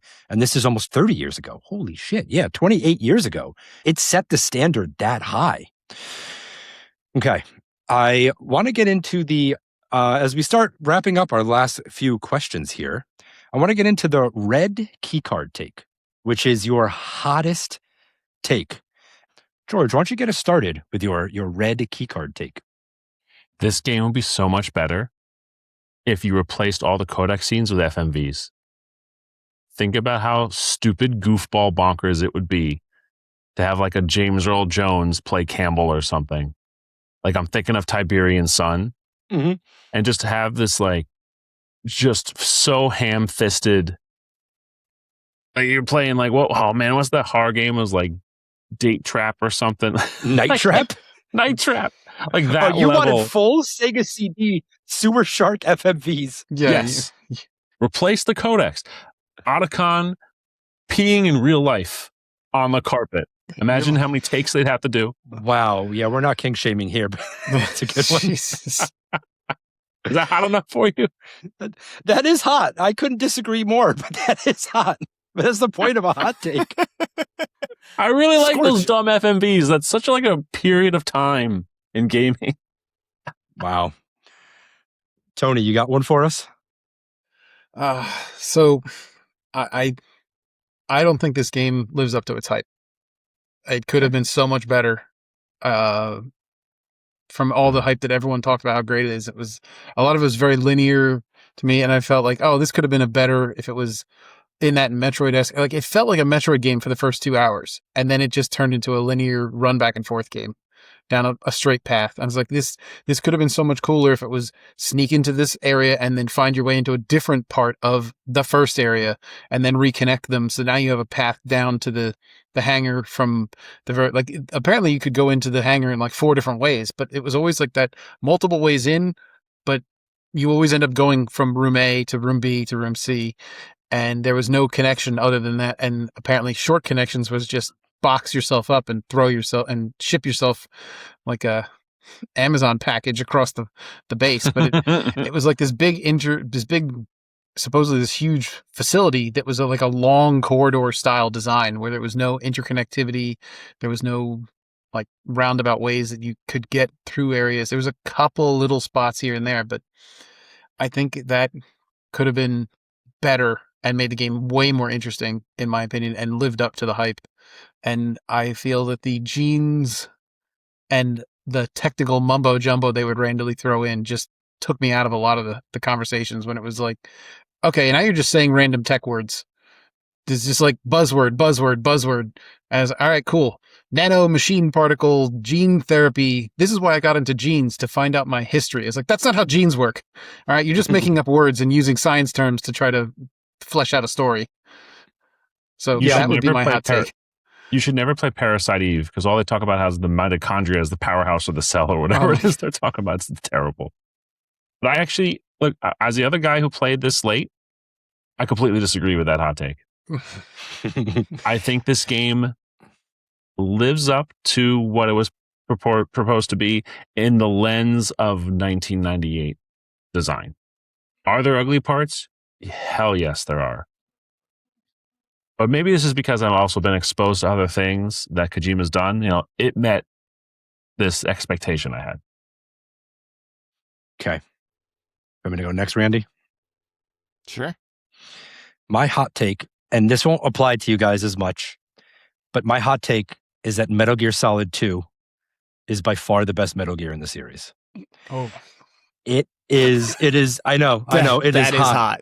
It is hot. That is more hot. than 3? I've heard about 3. Metal Gear Solid 2 is the one Metal Gear Solid I've ever done. You're including the post the tanker, the second half of the game. You're including? Yes. Oh, okay. Metal Gear Solid 2 is the only Metal Gear Solid I've ever gone back and replayed. I have gone to the point where I've gotten all the dog tags on it. There's a part in Metal Gear Solid 2 where you can hold your gun up and you can rob somebody of their dog tags. I loved that game so much that I went through and did every dog tag. Metal Gear Solid 2 was the most, at the time, incredible.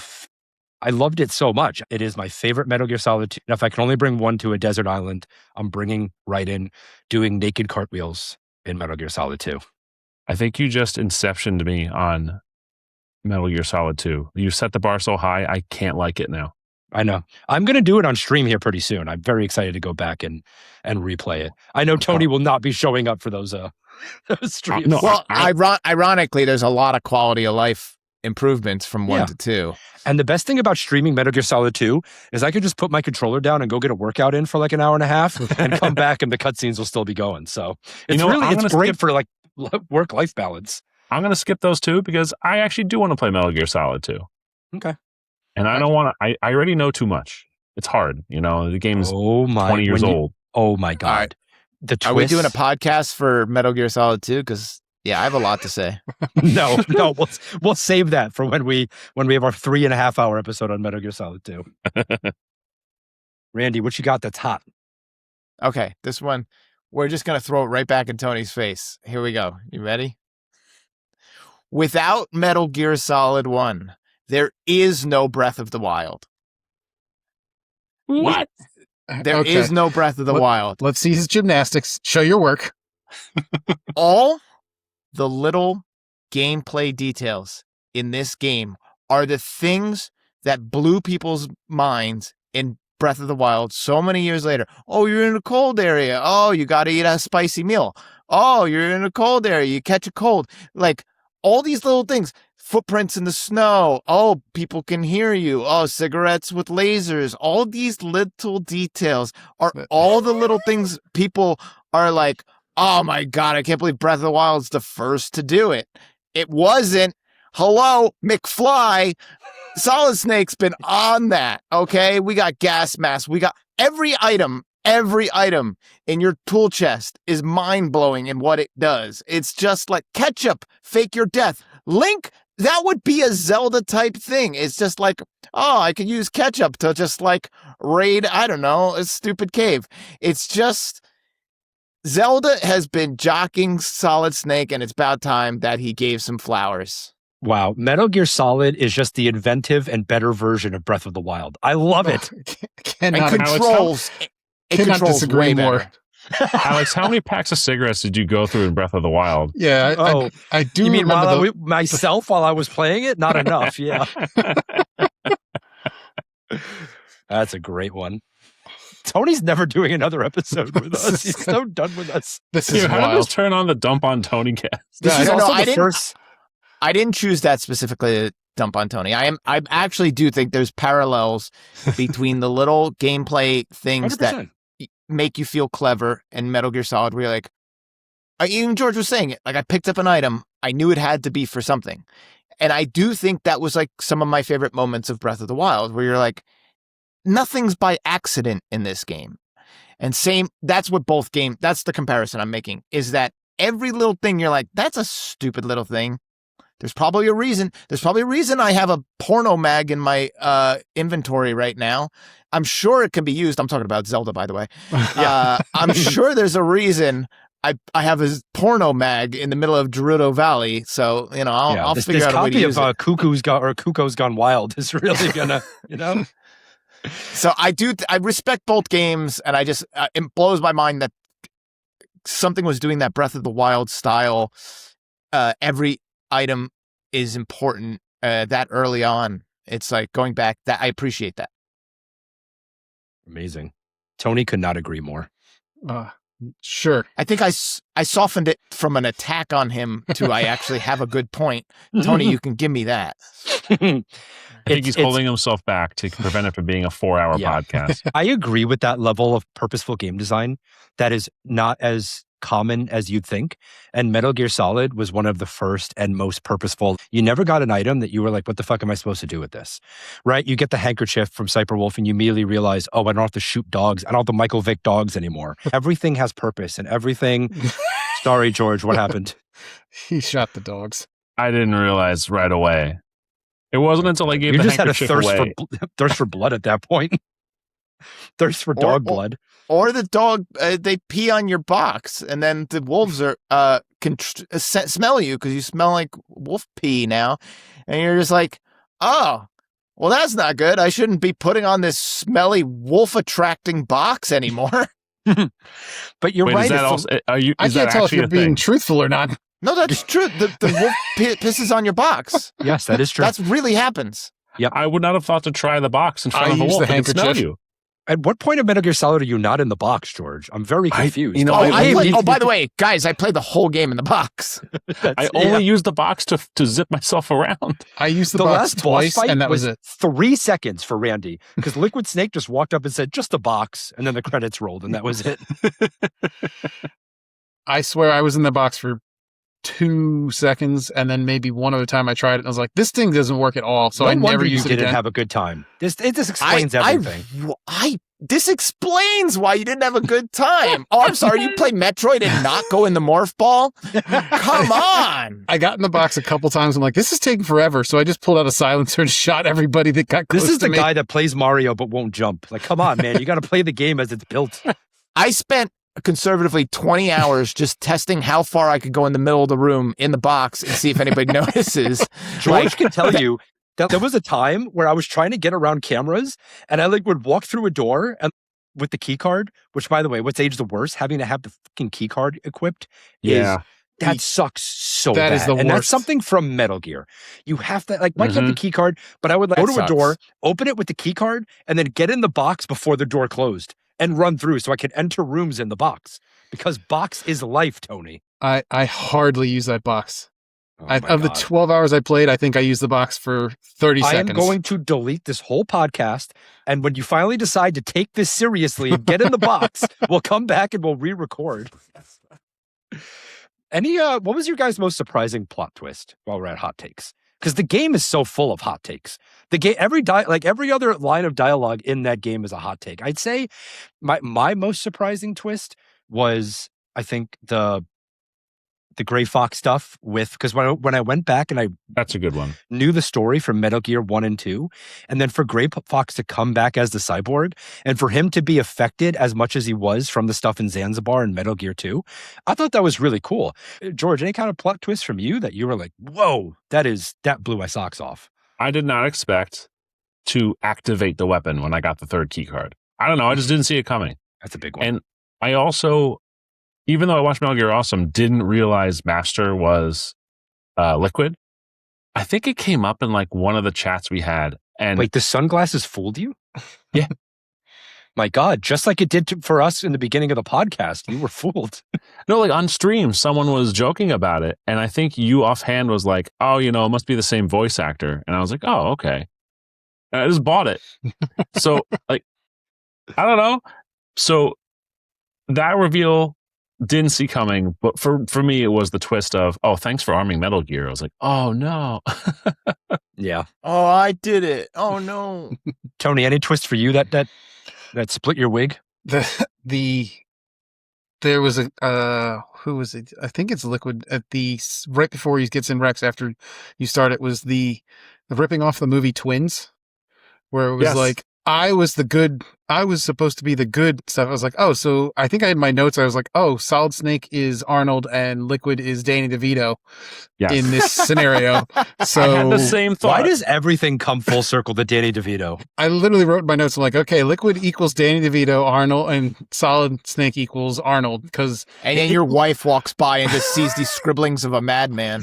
it's like finding Jack's type in The Shining. Just like Metal Gear Solid makes Tony a dull boy. Yeah. it was the weirdest thing that they suddenly were like, we did cloning and we made more stuff, and I was supposed to be the leader and great, and you were just the after stuff, but I turned out to be I'm like, this is the movie Twins. Like, we're stealing the movie Twins plot here, or like, what's happening? And then of course they threw in about 50 words of genes in that whole conversation. So I was like, okay, All so about it's the just genes, man. we went from a espionage nuclear plot to gene therapy and cloning in the middle of this. And all right, let's just keep going. Randy, you just read all of those plot twists. Do you remember one kind of hitting you hard when you were originally playing? Anything that really surprised you? I mean, I definitely also was like the Master revealing to Liquid was awesome and very cinematic. So I just want to pose a question to the newbies. Which ending did you get? This is related. Otacon. This is related to my answer. I I saved got Meryl. Otacon. Otacon sacrificed himself for me. He And said you got the same one, George? No, I gave up in the torture scene. Wow. So you both got different endings. yes. Okay. I got the bandana. So that I got the I got bandana the as camo well. suit. that's was how you something get it. that's like aged cool for me. I think that's a cool thing where it's like also in this passing of lore between friends of, oh, this scene, by the way, very important what you do. It's going to affect your ending. And you hear that and you're like, holy shit, that's crazy. So this is like maybe a little less of a twist, but just kind of like, to me, really cool ending, which is one, Solid Snake is like kind of disaffected by his government. He doesn't like feel he's like the good soldier in the beginning, and at the end he's like very disconnected from it. I like that arc for him, that he is now like not the pawn anymore, and he's like not trusting anybody. And also to end the game with him like fully Fox died up and he has got this poison in him, and you're like, wait, what's gonna happen? It's like, that was one of the craziest things to me, just being like, wait, the game ends and he's gonna die. Like, what's gonna happen? Hello, sequels, but like there wasn't a sequel for a very long time. So you just have this ending of uncertainty and you're wondering so hard what's going to happen to him. Like, I love that ending, was kind of a surprising thing for me. Yeah, to piggyback off that before we throw it to Tony, I think the Fox die thing was the most surprising thing to me, because I'm playing this in 1998, and I'm playing this unbelievable game that I know is not going to be the only one. I know there's going to be a sequel. So at the end, when they're like, hey, Solid Snake, you've also been injected with this fox dye. And then like Dr. Turtleneck is just like, oh, live your life, get YOLO tattooed on your chest. But in reality, this main character is compromised. What does this mean for the next games? Okay, maybe we get 4 more sequels / prequels. But at the time, I agree with Randy. That was a big deal. It was a very cool ending. I do want to like speak to the sequels because so 2 is I played. It's crazy. It is a fever dream. It's so insane. Maybe worth playing just for how crazy it is. The quality of life of gameplay gets better.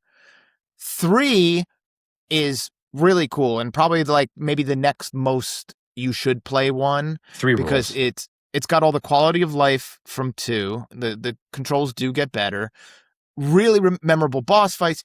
It is a prequel, and it's so directly tied to this game. 3 is the prequel. You play as Big Boss, and you're playing as their father / clone daddy, and it's it's cool. And you're just it's the start of the whole saga. It's one of the best prequels ever. I think it's in terms of like worth going back for. Yeah, and 3 is a very, very small hiatus from absolute batshit crazy story. And then when you get back into 4, oh my God. Yeah. And then 4, which I'm sure you've all seen, is like also continues this thing we're talking about, Fox Die. Fox Die never left his system. Now he's an old man and he's dying. You're going to play as old man. That's cool. And like, it's like Logan and all those old man stories. It's his final stand. And then 5, I don't know. You played 5, Alex. What can you say about 5? Did it need to happen? I enjoyed it while I was playing it. It is the Metal Gear Solid that I've put the most time in by a double, and it's by far my least favorite Metal Gear. So I don't know what that means. It was fun while I played it, but it was okay. I mostly loved tying balloons to enemies and watching them fly into the sky. I just did that nonstop for 60 hours. I watched Gary stream the final boss fight of Metal Gear Solid 5 and just watched him get his ass kicked over and over again, and it brought me so much joy. And also, I've heard that so the Metal Gear Solid Collection 2 is coming out soon with 4 and Peace Walker, and I've heard Peace Walker is very good. I've heard good things. I've never played it. That might be something worth going back for. I also suggest you, if you don't play Revengeance, look up the ludicrous cutscenes. The final boss, it's like you're getting into a fist fight with a U.S. senator or something. It's like something like, it's so ludicrous and it's amazing. I did watch the end and I was like, yeah, I need a cigarette after this. That was satisfying. Satisfyingly dumb. Off of what Randy said with the cinematic ending and kind of like a cliffhanger, like, look where this is going. I didn't realize that this was actually a trilogy with backstory from the first 2 games. I thought this is like a standalone thing, and they keep talking about all this stuff that happened in these old things. I'm like, I guess these things happen, and that's why we have so much exposition as to explain the last 2 games. I didn't know that at all playing this game. So when it like ends like that, I'm like, knowing now, I'm like, of course there's going to be, I know there's multiple games that come after this that go into this, and something happens to make him not die because all of them are about to fox die. But yeah. You probably heard them mention Zanzibar a bunch of times. That's where Metal Gear 2 takes place. I had no idea what Zanzibar was when I first played Metal Gear Solid. They also retcon some stuff in. Like in neither of the first Metal Gear games do they identify Big Boss as the daddy of Solid and Liquid. They just retcon the shit out of that into Metal Gear Solid. Yeah, so this was another thing I was going to mention. So when like all of our first playing, Carlos and I back in the day with Metal Gear Solid and loving that game, we never ever talked about or maybe even knew about NES games that were connected or like those old games. Like we never, it wasn't a part of our love of it. We just was like, oh, this game goes really deep into a backstory. We didn't know it was a connecting to these old games. But this is just a general topic. Like, can you think of any other examples of game where like it's 3D incredible upgraded version ties its story into like an NES game as tightly as this one does? Like, it's just top of mind. Like there's like brief mentions of Chrono Trigger and Chrono Cross, but it's like a tiny little sliver. This yeah, is it's like pretty standalone. this is directly continuing an NES story. That feels kind of unheard of. I think of Super Metroid, and they literally show you the stuff from the NES and the Game Boy one right before it. Mm-hmm. But that was pretty Yeah. recent, right? A big part of your question too is this was a game that was 10 years after the Metal Gears came out, and it still continues it, right? I can't think of another example. No, Yeah, that the most feels. I is, would say- maybe a character shows up. Oh, go ahead, Tony. I would say the Prime series does nods to the originals. So there's definitely parts where you're playing the Prime series, and if you see a couple things or you scan certain data sets, it'll be like, yeah, in my fight with the pirates on Zebes, I fought the Mother Brain and did this. Like they talk about the past history of Samus because it is technically all the Metroid games are flow into one linear arc of Samus's adventures. But they're not like this where it's like major plot points come from the original ones. It's like, yeah, some of the bosses and stuff like Ridley and things like that show up, but that's about it. There's not like entire exposition explaining what happened in previous games so that you understand what's going on in this game. It's more of just like, yeah, this boss I fought before, now he's been upgraded with metal parts and I did this on another planet in my previous games. That's the only one that kind of comes to mind is like in that jump from like a 2D to a 3D world where they tie back so much to a previous story. I don't think there was very many that did that over that long of a time frame. Most of them, like you're saying, you had a series or a trilogy in the NES era, and then you moved into a trilogy in the SNES or tied a little bit, and then you had a trilogy in your 3D world. Yeah, I the only Sorry, George. examples I could think of are, Ogre Battle 64 had characters that you could obtain that were from the first games, yeah. which for either the NES or SNES, I can't remember right now. Or, like Dragon Quest 3 threw you a curveball that incorporated stuff from earlier games, but those were all for the Nintendo. Yeah. No, it's true. We have 3 questions left. For the sake of time, we always bring up the remaster part. And I want to leave plenty of time for people to go through at the end and mention stuff about the game. So would anyone here fight for a remaster? I know we had one in 2012 on the GameCube. 2012, wow. That was more like 2008 maybe. But like in this day and age where everything, again, Ocarina of Time is getting a remaster. I can't stop saying that because I don't know how I feel about it. Would anyone be excited for a Metal Gear Solid remaster here? Wow, Randy. No. Yeah, I would. I'll Okay. pass. Yeah, I would. What's attractive for that? This story living with modern quality of life. Like, the twin snakes thing, like, is controversial. Like, people think that it's kind of like half 1 foot in the past and 1 foot in the future, where like some of the Metal Gear Solid 2 aiming kind of breaks a little bit of it. It's like more quality of life, but makes it like super easy. But it's like the best the game has looked visually, and it's trapped to GameCube. Like, and now this re-release, this Metal Gear 1 I played on a PlayStation 5. It just looks like still jaggedy in a way, and like it's so unrefined. Yeah. It And is. I'm like, I wish this game got upgraded, because remasters and remakes they're getting better at them, where they're preserving the things we like. And yeah, I would take it. I would take it. If it was like a Resident Evil style remaster where the plot was basically the same, maybe they added a bit, but the gameplay was basically an entirely new game, that would be cool. I don't need it, but I would definitely play it when I eventually get it for free on PlayStation Plus, I feel like the problem with Twin Snakes is that the voice acting is probably the best ever in gaming, and it just wasn't up to par in later series when you couldn't bring back the exact actors from Metal Gear Solid 1. And that's the only thing I worry about is there's some elements of Metal Gear Solid where it is the pinnacle of gaming, especially those filmic qualities. I don't know if I'd be excited, but I can't figure out if I'm ever excited about a remaster. So I haven't played the Star But Fox what about those the Resident Evil ones that George? I love those. I love those. Those are so well done. They're awesome. That engine is brilliant. Like I've talked about this. This is just a quick tangent, but like that Resident Evil engine allows them to make new games. It allows them to remake their old games. It allows to do it third person. It allows it to do it first person. And in Resident Evil 9, their newest one, they're blending both first person and third person, and it's just all working. And it's like that engine has been cranking out good games. And I think Pragmata, the one, Tony, you just played, is the same engine. It could be. It's Capcom, right? For both. Yep. Yeah, it's their Resident Evil engine. They're just like in-house. They're crushing it with that thing.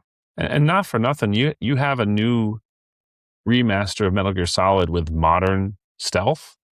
I think there's a lot there. Obviously you still need to have your stupid fun of the box has to work and this and that.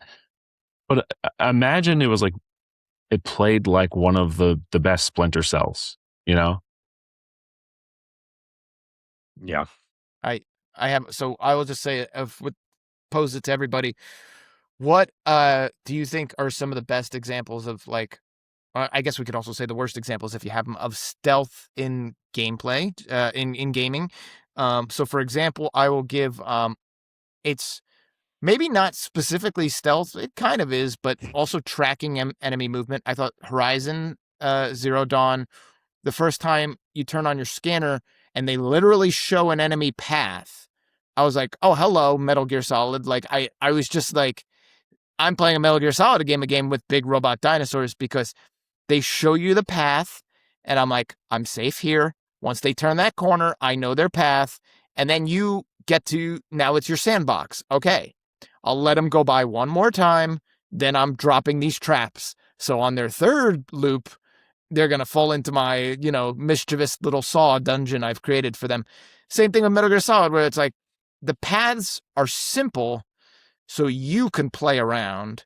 And so I thought that game did cool thing with stealth. And then Tony mentioned the Assassin's Creed series, which is like, also knows what it is and lets you play with tools. Mm-hmm. I would go with Metal Gear Solid 5 Phantom Pain. The one real glowing part of that game is it does stealth the best of any Metal Gear game. And Deus Ex, which is a first-person shooter that I'm not sure a lot of people have played, but that also does stealth really well. That is a really good one. Yeah. Whenever you have a stealth mission in any action-adventure game, like when the Grand Theft Auto games have you being stealthy, you're not stealthy at all. I'm just half the time, I'm just like mowing people down like Tony playing a Metal Gear Solid game because I can't sneak for the life of me. Yeah, or like those Assassin's Creed 4 and around those time stealth games, like, you're so powerful, the stealth is almost irrelevant. That to me is also bad stealth. I don't want to play Metal Gear. That was another thing I didn't like about Metal Gear Solid, was sometimes they're like, oh, you have 300 assault rifle bullets, just go ham. Like, but that's not what I'm playing this game for. Why are we doing that? But you can't either, because the room never stops filling with enemies once you do that. Oh, I was thinking more of the elevator than the 13 Nagasaki Tower or whatever that was. There's a couple of spots where you're like, here, now use the assault rifle. Nagatomi. It's a Nagasaki Tower. Nagasaki. Yeah, we're on nuclear weapons. Go ahead. Also, the Dishonored series is super fun. I don't know if any of you guys have played that. I played a little of the first one and a bunch of the second one, and it is super fun. They went on to make Deathloop, that same developer. Oh, yeah. That is a good game. Where Deathloop is basically Dishonored 3, like in terms of how it controls. But you're like, the way you hop up onto rooftops and you can like sneak around, pluck people, and they had all these warping powers. So there's an amazing YouTube video. I'll post it in the chat, but it's this guy who got so good at the stealth in Dishonored.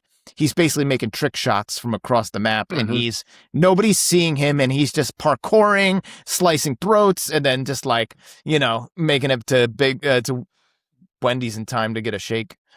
Or imagine, imagine a remaster where it's almost a bit like an Arkham style, where he's going in and out of vents and like grabbing people, stuff like that. Spider-Man, which basically who did the Arkham style. They just aped the Arkham style, but in Spider-Man, you have a lot of mobility. So I like, especially in 2, where gadgets where you can make your own web. And so you're just like, I actually really enjoy the warehouse stealth missions in Spider-Man, because I am webbing up everybody. And then there's like that one guy left who sees me, and he's like, guys, I found him. And I'm like, I got all your boys. Yeah.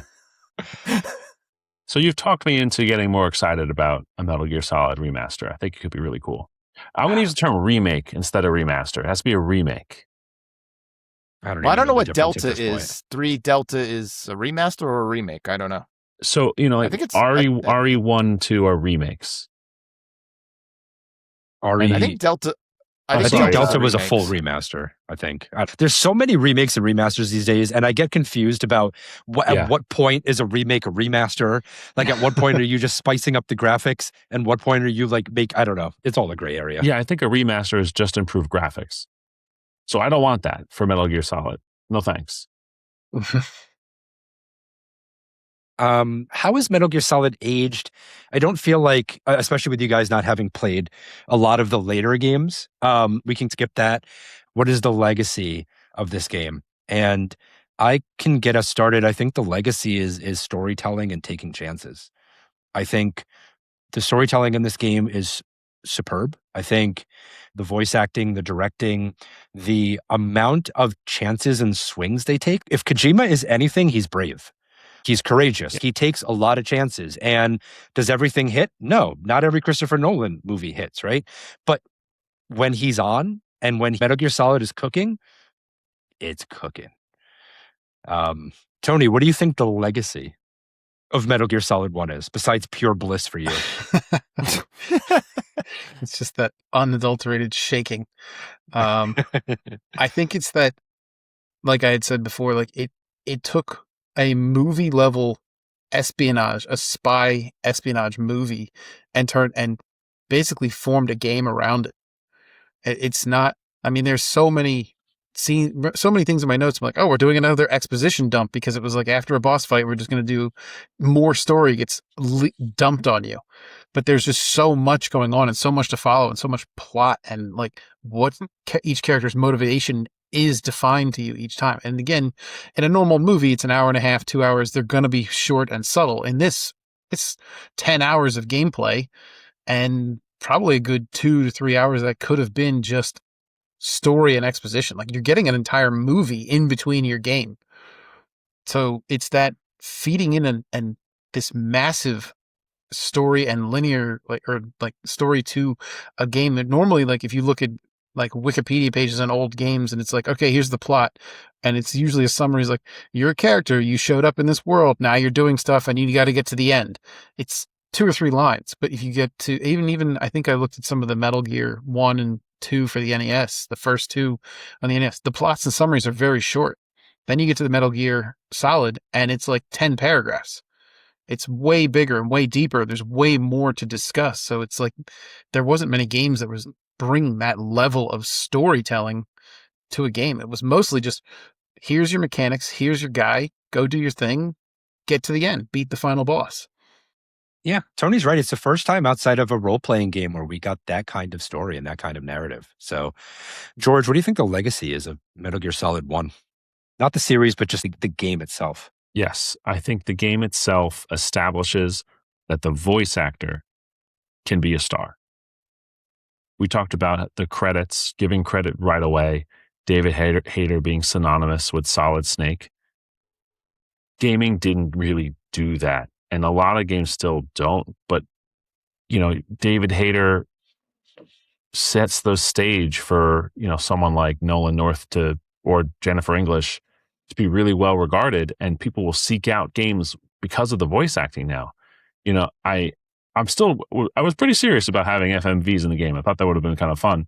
But when you did that, you would either have cheesy actors or you'd hire a big name. Like literally James Earl Jones was in Tiberian Sun. Yeah. Mm-hmm. These weren't people who were hired specifically because of their voice acting skill, which is a totally different and equally as difficult skill set. Liquid Randy, what is the legacy for you of Metal Gear Solid 1? So yeah, these guys hit on it pretty good. I will also say just like really putting PlayStation on the map, like in the PlayStation best games of all times, it's frequently number 1. So it was, I said it for Resident Evil, I said it for those Final Fantasies. It was taking what the system was capable of, specifically the first major console with discs, and leveraging that to its full potential, voice acting being the big thing.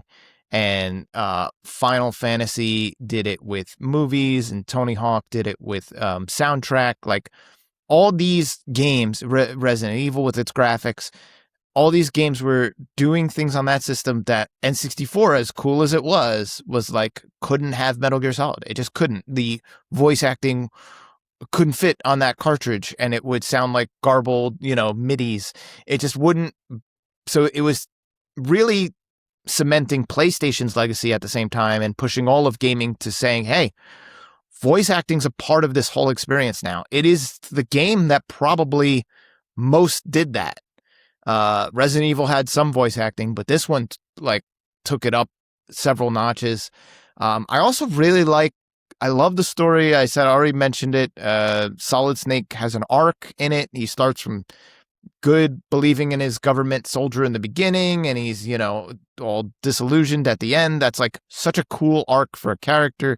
Everybody's betraying him left and right, and he's got to trust this nerd and this hottie to get out of there. And then the other thing we haven't mentioned, it all takes place in Shadow Moses. Like the confinement of the game, you feel like he feels confined in all the ducts he's crawling through and underneath tanks. He can be feeling confined, and hiding is like a feeling the whole game evokes. And because I think it would be kind of unheard of today to pitch a game to be like, okay, so what's level 2? Level 2 is also on the island. Where's level 3? Same facility. Wait, the whole game takes place in this one facility? Yes, it does. That makes the story so elegant in a way that, I think the future Metal Gears lose a bit. How incredibly focused this particular one feels.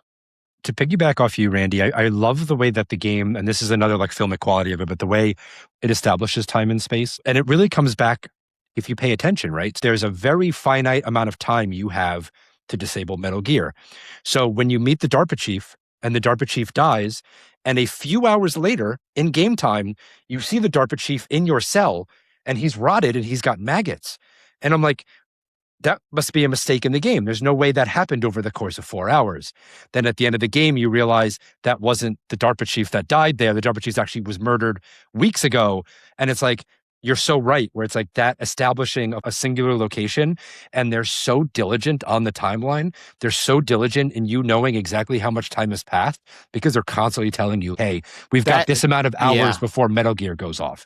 You're like, oh, if you pay attention, the subtleties will get you there.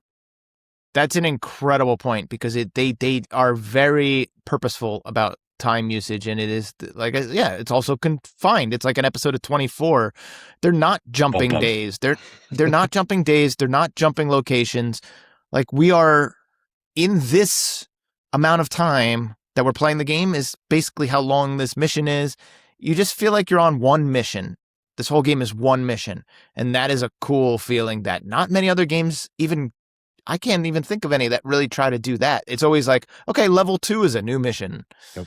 The entire game is a bottle episode. I love it. That is so unique. It doesn't, other games don't feel like that.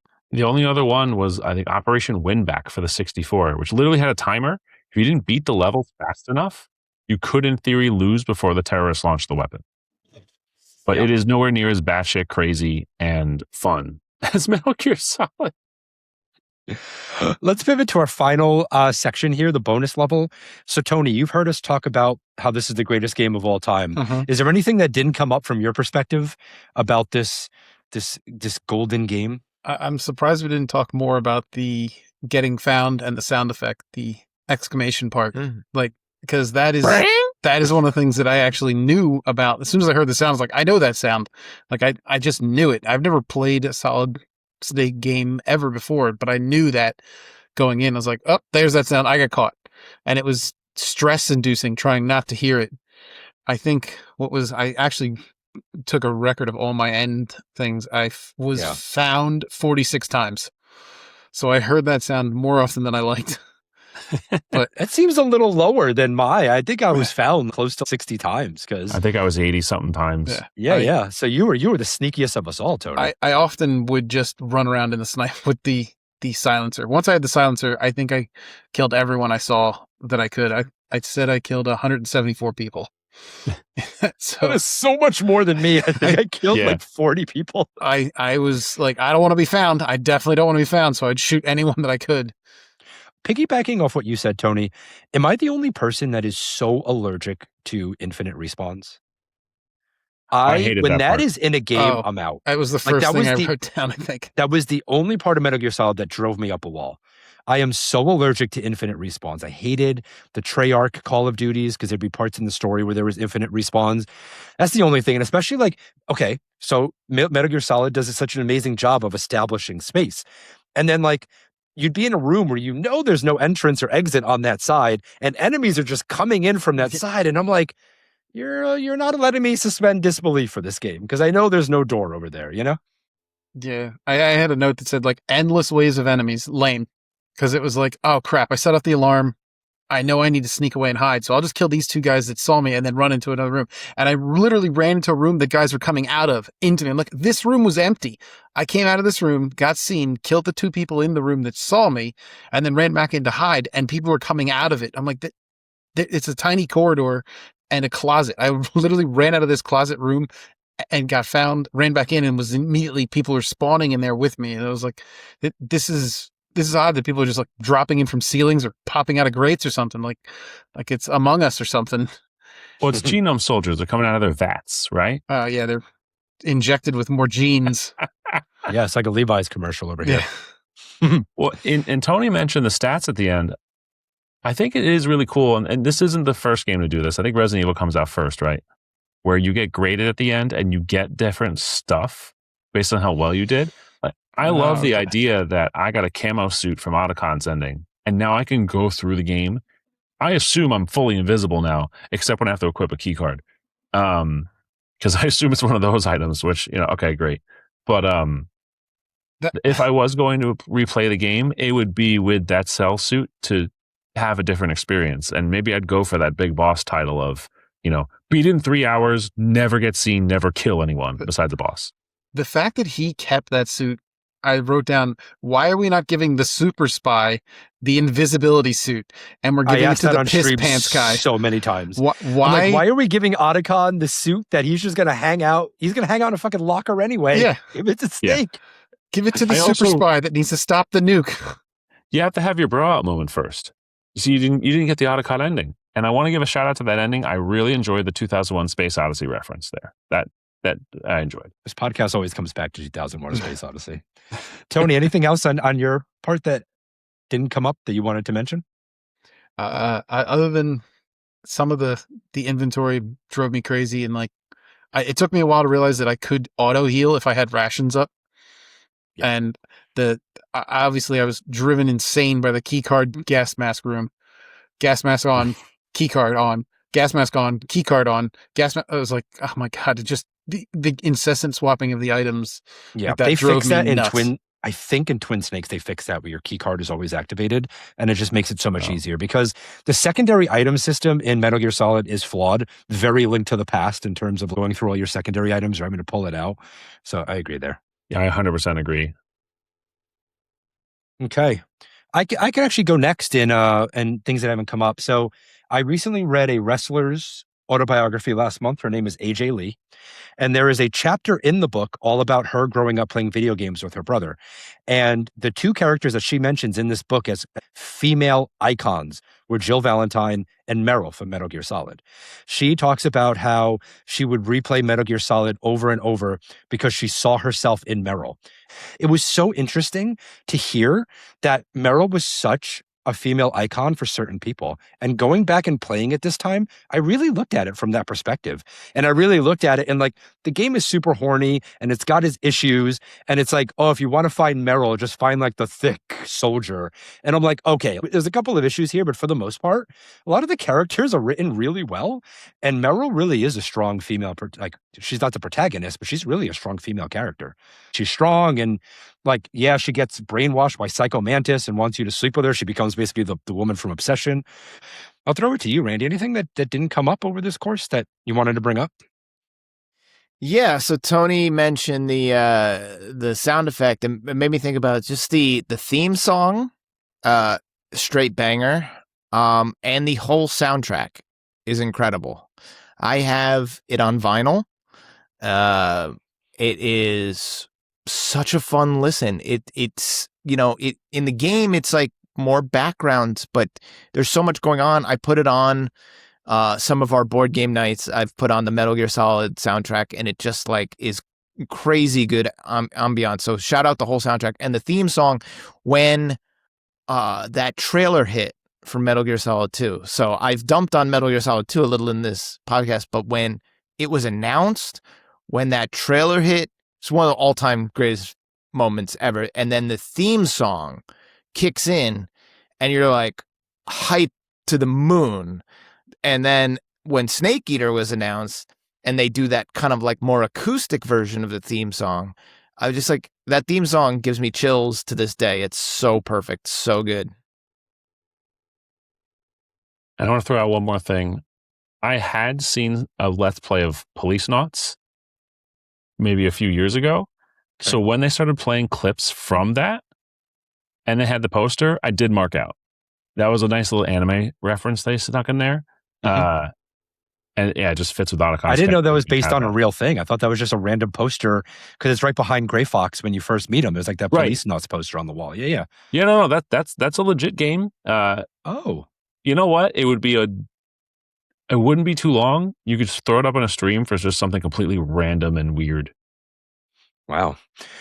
All right. Well, as we conclude our podcast, we always end our bonus level with going around the room and mentioning something that you may want to recommend. And let's expand it a little bit more. If you want to mention a movie, video game, book, a music album, something that you think that our viewers or listeners may appreciate.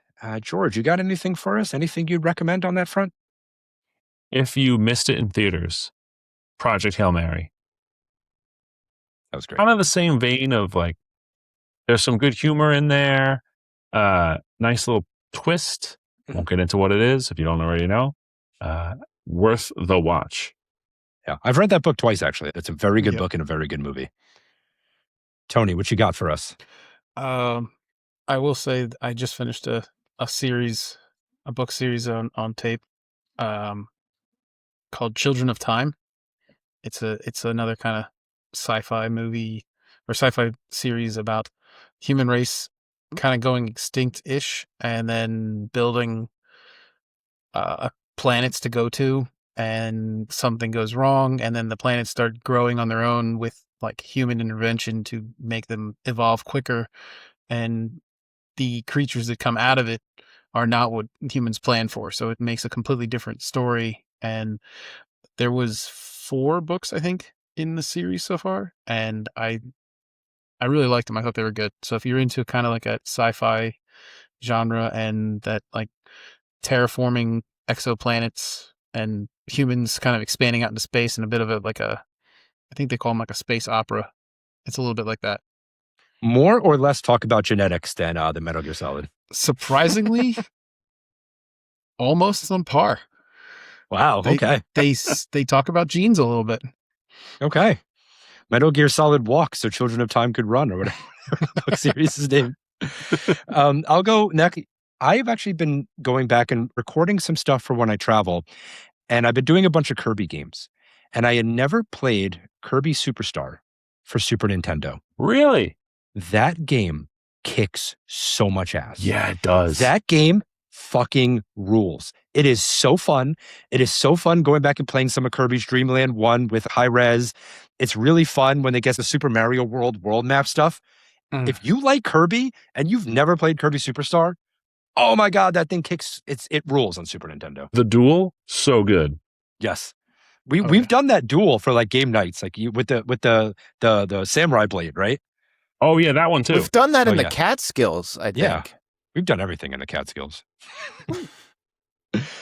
Randy, what you got for us? I'm watching a television show called Colin from Accounts.